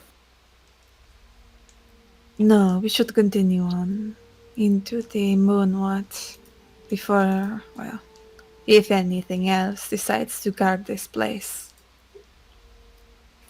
Sekko flicks the blood from his axe and then slings it across his black back and says, very well. I think we should travel onward. Deep into the Moonwood we shall go into the darkness. Let's just be careful as we approach. There could be more of these things, or things even worse.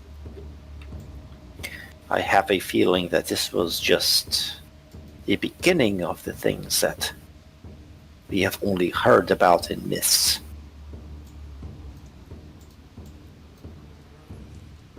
Good job, everyone. That was quite unprecedented. We did a very good job.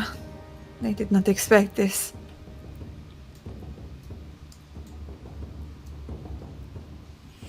Why don't we take 5 minutes? Sure.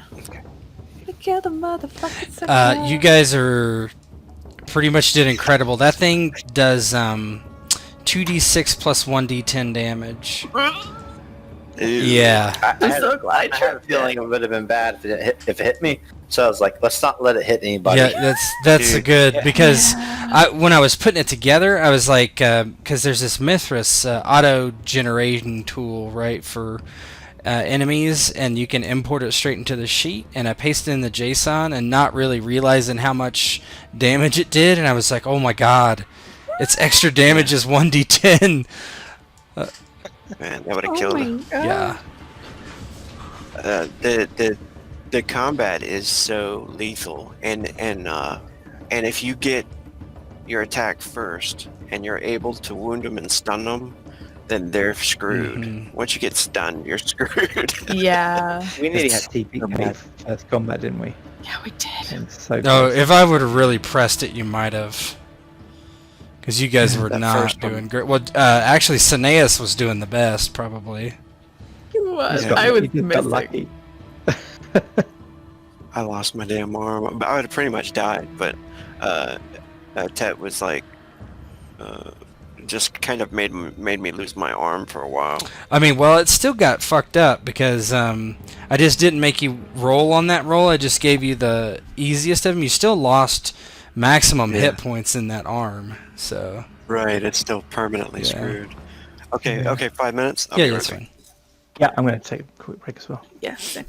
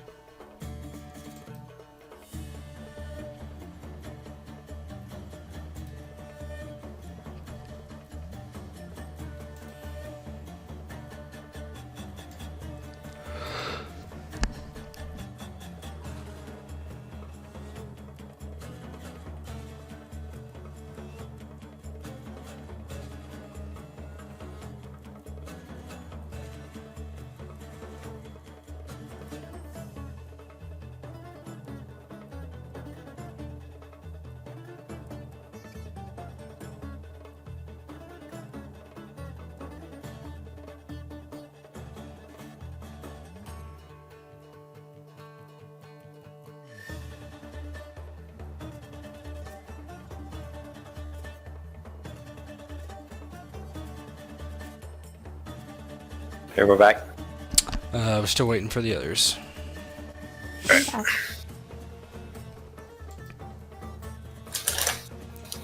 I'll mute myself as I eat some chips. Yeah, I thought if I would use more than one of those centaurs that it could be problems. Problems are always good. Well, I didn't want to absolutely kill everybody, so Not yet. not yet. We're not to the climax yet. That's next session probably.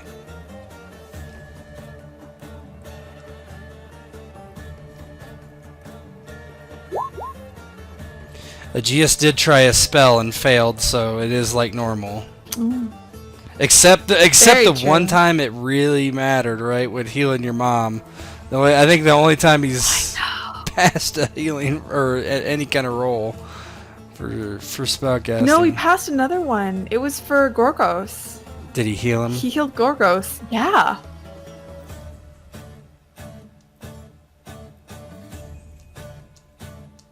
Yeah, because I know you can heal if they don't have a serious wound, you can just heal them full and stuff like that. I'd have to look specifically, but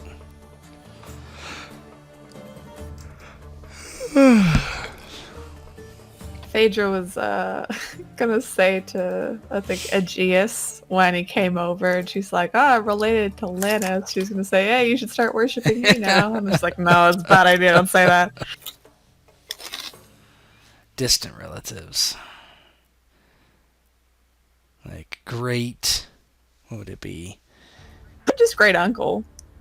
Yeah.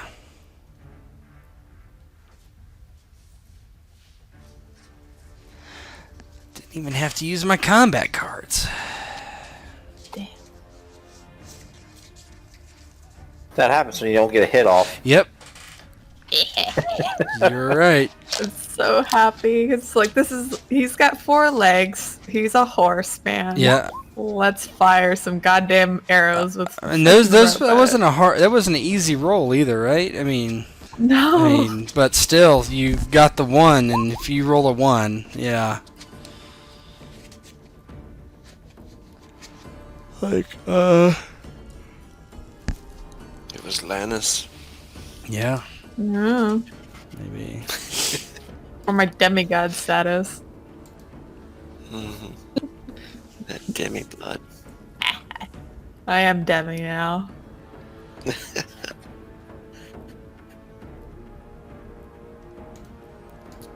Is Wanderer back?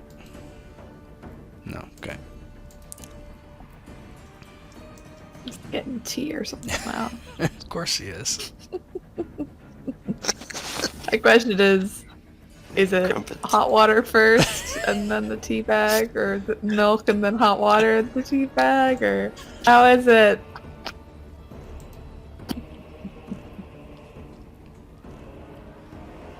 That's how he does it.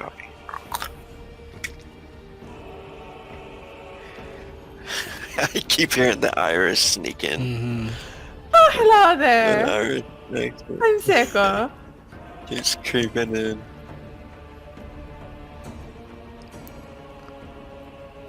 It's time for us to go on an adventure.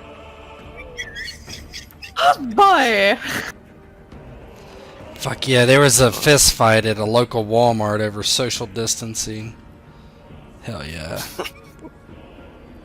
Yeah, that makes It perfect does. sense. Really does.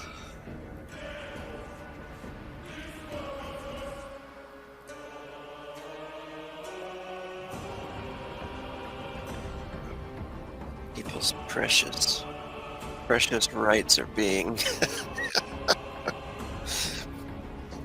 Oh my god.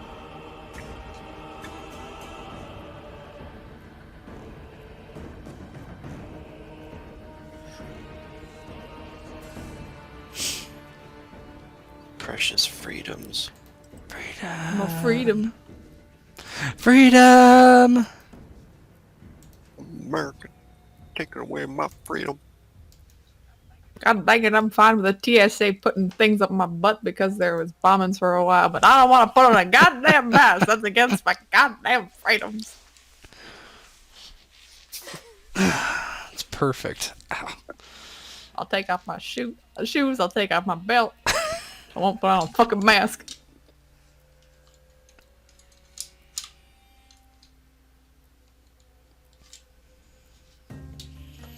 He must be pooping. I know, Jesus. He's jogging. Yeah. Gotta get this in quick. He's too excited. He's like, yeah, fuck fellows. Giving the old wand, Oh, the magic wand. I had no excuse. I didn't. Like, we had, we had messed around. And there was plenty of time left. There was 30 minutes. I was like, oh yeah, cool, we're straight. mm-hmm. But we were in the shower, and I was like, holy fucking shit, it's like past 10. Messing Oh, so around. fitness time. Messing Gotcha. around. There he's This time back. was He's back. over. All right. Rogue messing around Yeah, like my right. greatest fantasy. In the bath. Yeah, I went upstairs and I was just making a cup of tea, and my wife was like, "Oh, Oh, Yeah, it was 5 good. minutes. he did it. You Matt could called just." it. Matt called it. It's like, I think he's making tea. And then my wife said, "Oh, you could do that job that you forgot to do before you started playing." I was like, "Oh yeah, shit. Oh no. You're right, I could." All right. Send Edmund down in your stead. Edmund, go boy. This is your quest. You must finish it. He'd be insulting them all. Play a really old, grouchy guy. I'm supposed to play my dad? What? All too much truth in that. Gilbert goes, how old are you? He goes, I'm in my late 40s.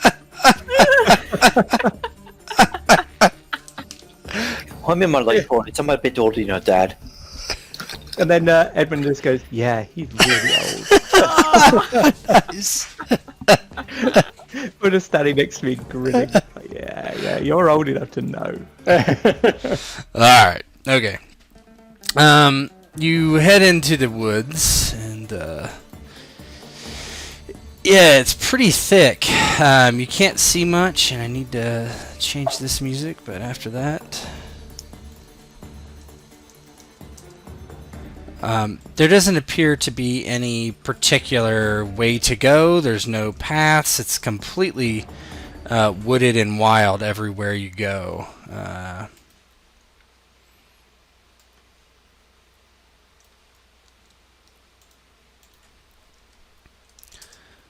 What would you like to do? Yeah, Sekko heads into the wood. Soon the path becomes narrow. Soon thereafter it becomes non-existent. And they are hewing limb and branch hither and thither in an attempt to remain together. This wood is quite dense. It's almost like they don't want us here. Well, I guess we were told as much, but we do have something to attend to. We do. This general area leads us to this tower we're supposed to find. Or this dryad we're supposed to find. Oh, Ted, it looks like I have survival and You navigation. do. And so do I. We can You do should this. roll them. Maybe we should work together. Favor. I agree. You've traveled before in thickets such as this. It's hard to imagine someone like you. I've traveled in thickets, but they are mostly the urban areas of this continent that I make my way through. Let's see. Should I roll both? Both of them? One or the other. Oh. Yeah, you passed on both of them, so it doesn't matter. I don't know which one's best for me. So I Whichever gotta- is highest. Got a made of this. Compact, right? Yeah, it's a good Yeah, that all. one. Professional. No, they're not very good, actually. But you got them. Yeah. Phaedra, you at least are able to keep everyone on the path into the woods deeper. You notice here and there there are places that things have walked through. Deer stuff like that. And you're able to follow small deer trails deeper into the woods. Let's see. Move you guys over.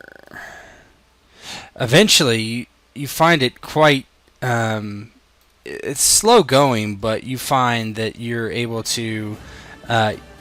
You end up at this kind of like a pond area. You hear a babbling brook in the distance, and each of you think you see something in the water. Oops.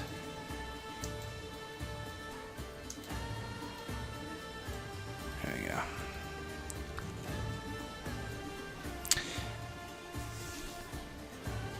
You see this, what you can only assume is a dryad. It is the skin is wooden, the hair is moss and leaves. It almost has a crown made of wood as it bathes in the water. It appears, it comes up out of the water and you see it, and it's naked, but it looks almost like armor because of the thick skin, thick wooden skin.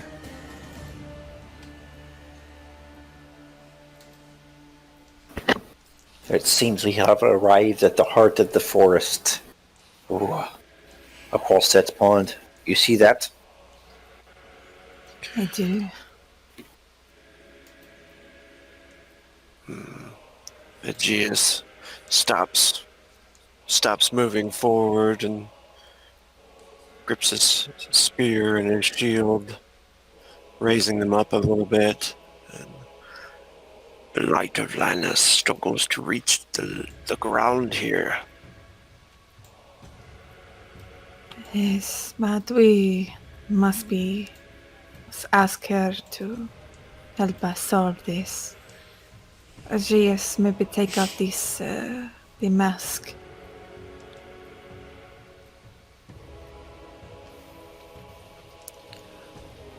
And he nods and takes his spear, the short spear, and kind of holding it in the same hand that his shield is in. He takes the mask out.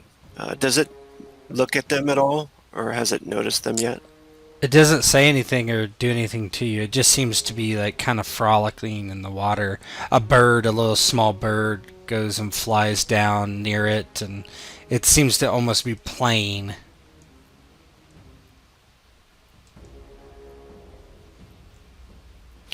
And Aegeus slowly starts to move forward, whispering a prayer to Lannis underneath his breath. Phaedra will follow behind Aegeus. You're not doing this alone.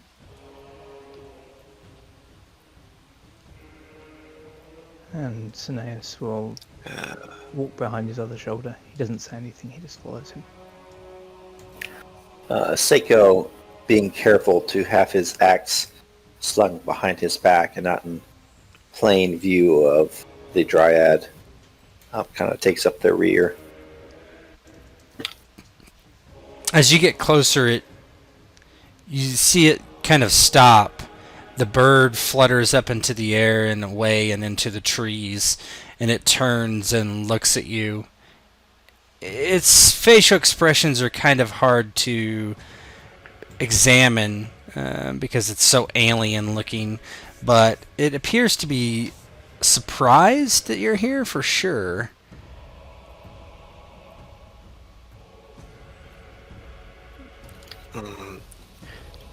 Aegeus is going to just hold up the mask, like facing her, and he says, "We do not mean you any harm. We bring this."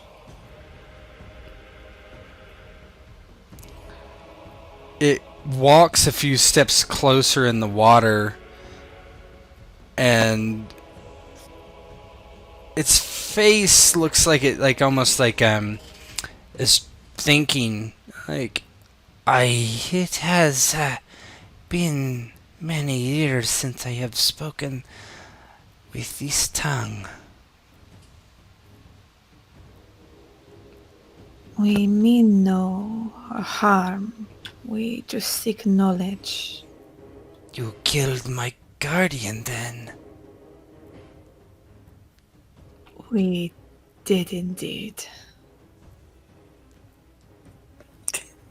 He has Only returned because to he the earth. attacked us first. She looks to Cineas and just pushes back into the water. Doesn't seem to be particularly... doesn't give any facial expressions. She dips down, her shoulders duck beneath the water, and she comes up suddenly and just pushes her hair back as if she's like... Phaedra, you get the sense that she's almost trying to make herself look good in a very strange, odd way. Phaedra sees this and whispers in Aegeus' ear, "Be careful. I have a feeling that she is attempting to woo you."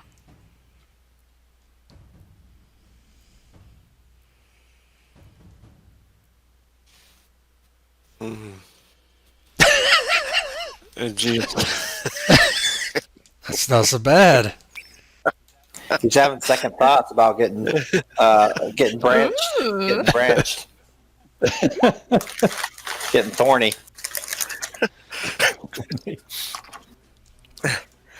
Just he seems like more shocked look on his face, and it clears his throat. Would you help us identify the mask? We wish to know of it. What will you do for me? Aegeus kind of looks over his shoulder towards Cineas and Sekko. What is it that you desire? Her head tilts a bit, and a child.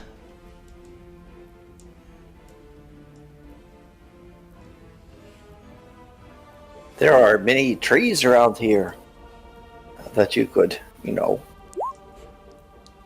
have a child with. She looks to Sekko and blinks. That is not how it works. A dryad must take the seed of a man to bore a child. And Phaedra looks between Aegeus, Aeneas, and Sekko. Well, there are ways that it can be done without, Phaedra, she makes hand motions. No. Oh, She ducks under the water again, and she steps out onto the small side of the pool. Her wooden naked form exposed to everyone, and she simply turns and walks towards the tree. As she does, you notice there's an opening, almost like is some a cave almost. It's a fairly big tree, and she just walks inside. Aegeus looks to the others. You are And- not going in there, Aegeus. He looks to Phaedra, raising an eyebrow, and well, she has given her terms, I suppose. Yes, but I have been charged to protect you. And, well, I feel like this is part of my charge is for you to not go in there. yes. Isn't the legend that a man who lies with a dryad becomes a dryad? I would not wish to lose you that way, Aegeus.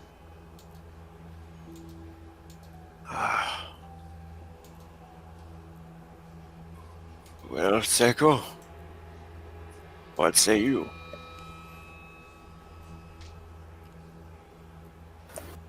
It seems when the straits are dire, you look at the new man in the brew. Seiko shrugs. I know not of this mythology, but I am not eager to lie with this creature in her den of wood and thorns. It would not be becoming upon myself or my family. As you could imagine, back in Tissel, I have no shortage of ladies willing to take the seed of Sekko the Olympian. But here, I think, it's a step down. You guys give me a perception roll. We'll make it hard.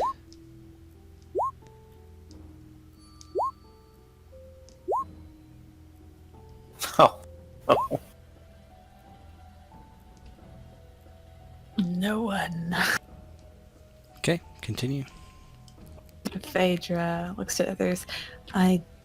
If this is her terms, I do not think we should abide anyway. We should look for this tower, see if we can find answers for ourselves. Yeah, if you want to use a luck point, you most certainly can to re-roll. Yeah, I'll do that. Is that the one in the red? No, the red is your fatigue.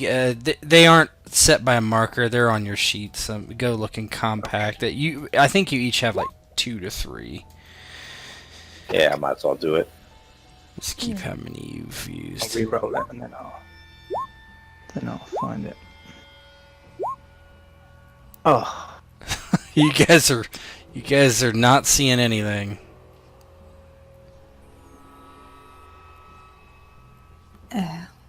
I think we should just go. I'll try the luck point. This is your last one, I think, Aegeus. Oh, my yeah. God. So you got one more. Ow. Yeah, because I'll rather save that. Yeah.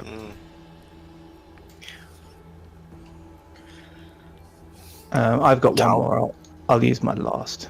Okay. Okay. Come on. Perception. Come on. No! No. Nice, Evan. My fuck. It is so dark in there that I can't see anything. I see brambles and bushes and leaves, the occasional vine, but not else. I have a bad feeling about this. Cineas, Agus, Phaedra. I do not know what to do. Says I would gladly take a sword in my guts for any of you, but this I feel I cannot do. Not a branch of the urethra. That's something else. Okay. All right.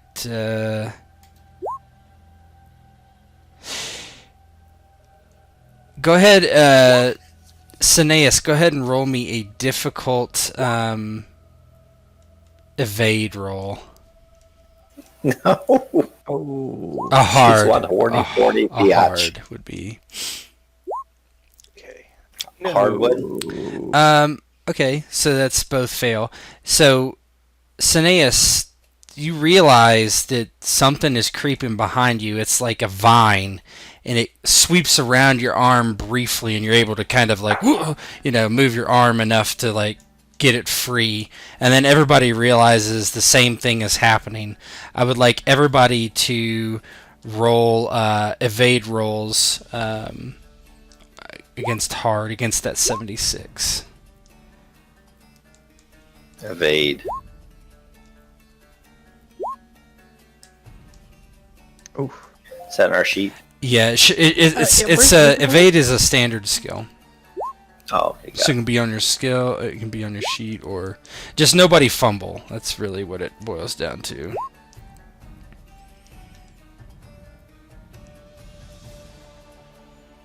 Yeah, mine's not listing.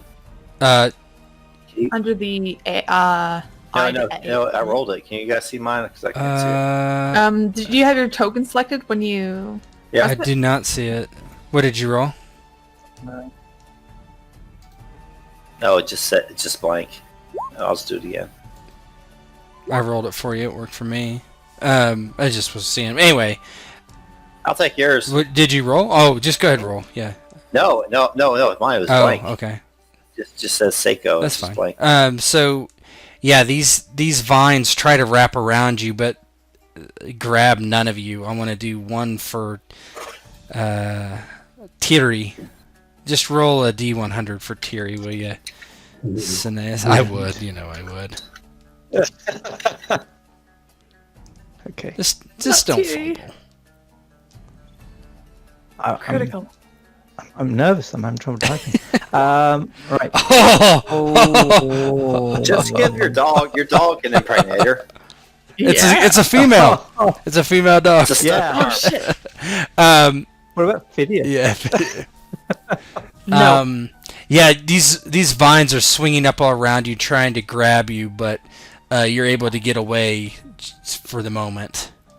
What are you guys gonna do? Can we see her down in the little den? No.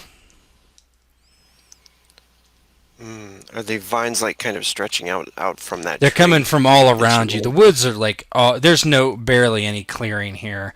They're all around you, coming from behind you, up above you, up from the bushes, from the brambles, basically everywhere. Is that opening still there in the tree, or is it closed No, up? her opening in where she went, Her yeah, opening, yes. Is it open? it is still open for business. I bet. Phaedra, she points. I don't know. Maybe we should. She's in there. She's going to attack us. Yeah. Yeah. Aegeus starts to run for it, for the hole in the tree. So will Phaedra, following after Aegeus. And yes, Sineas will say, "No, my boy."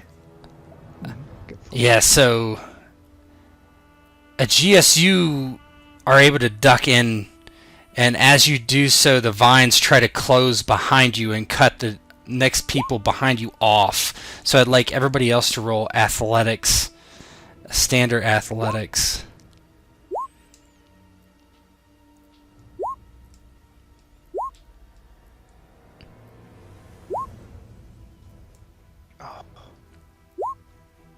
I think everybody made it.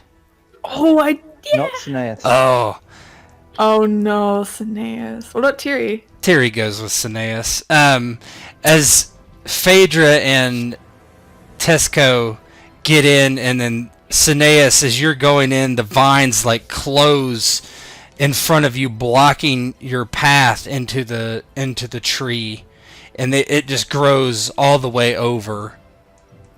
Almost suddenly. Inside, it's dark. It's a lot larger than you had anticipated inside here. You're looking around, you can barely see the light coming in from outside. Aegeus can do an ignite. A rite, or Do you it's a folk Do you magic. have to roll for Yes, that? he does. Unfortunately, I believe so.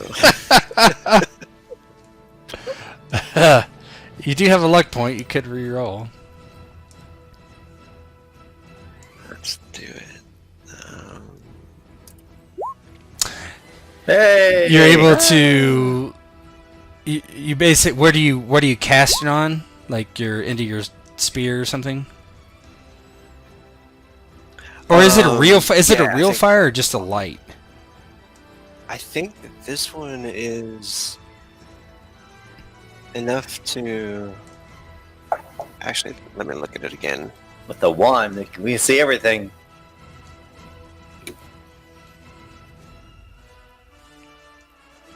Yeah, I would have to look it up. Again. Well, I mean, No, just click your spell instead of your. I'll look real quick, because it's important. Very important. Ignite. Used to set mundane objects on fire. Alright. Suddenly a fire starts to blaze inside this tree. And you just hear this shambling, just screaming, unnatural screaming. The vines quickly open in front of the door. You have a choice as the flames begin licking up this tree, the sides of this tree. Do you go in? You can see that it goes down. There's basically a cavern that goes down into the earth away from the tree, or you can go back out. What does everybody do? Cineas, you can go with them as the vines pull open. It's almost like they're wanting you to leave. Mm-hmm. I will definitely follow. You're going in? What is everybody else doing? Are you going in, or you guys can go in or out? That's the choice. Phaedra just looks to Aegeus and Sekko. I was told about that old man. There's no time to talk. The flames are licking up the side of the tree. It's beginning to set it on completely on fire. He's going deeper and pulling them with him. Yeah, as Cineas jumps in, Aegeus is gonna try to grab him too, and they go deeper. And Phaedra is following Aegeus, close on his heels. As you run inside, the two animals stay out, and you head into this cave that goes down at like a 45-degree angle, and it keeps going, and you trip over tree roots deep into the earth. With this flame licking behind you, smoke begins to fill the cavern as you look up, and finally the brightness of whatever's happening behind you disappears, and there's only a red glow coming from that direction.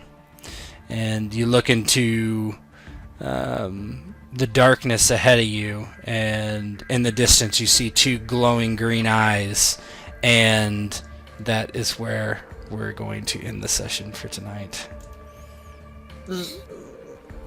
Oh, creepy badge. Awesome. Only options are in or out. Go deep. Go balls deep, guys. You went into the gash.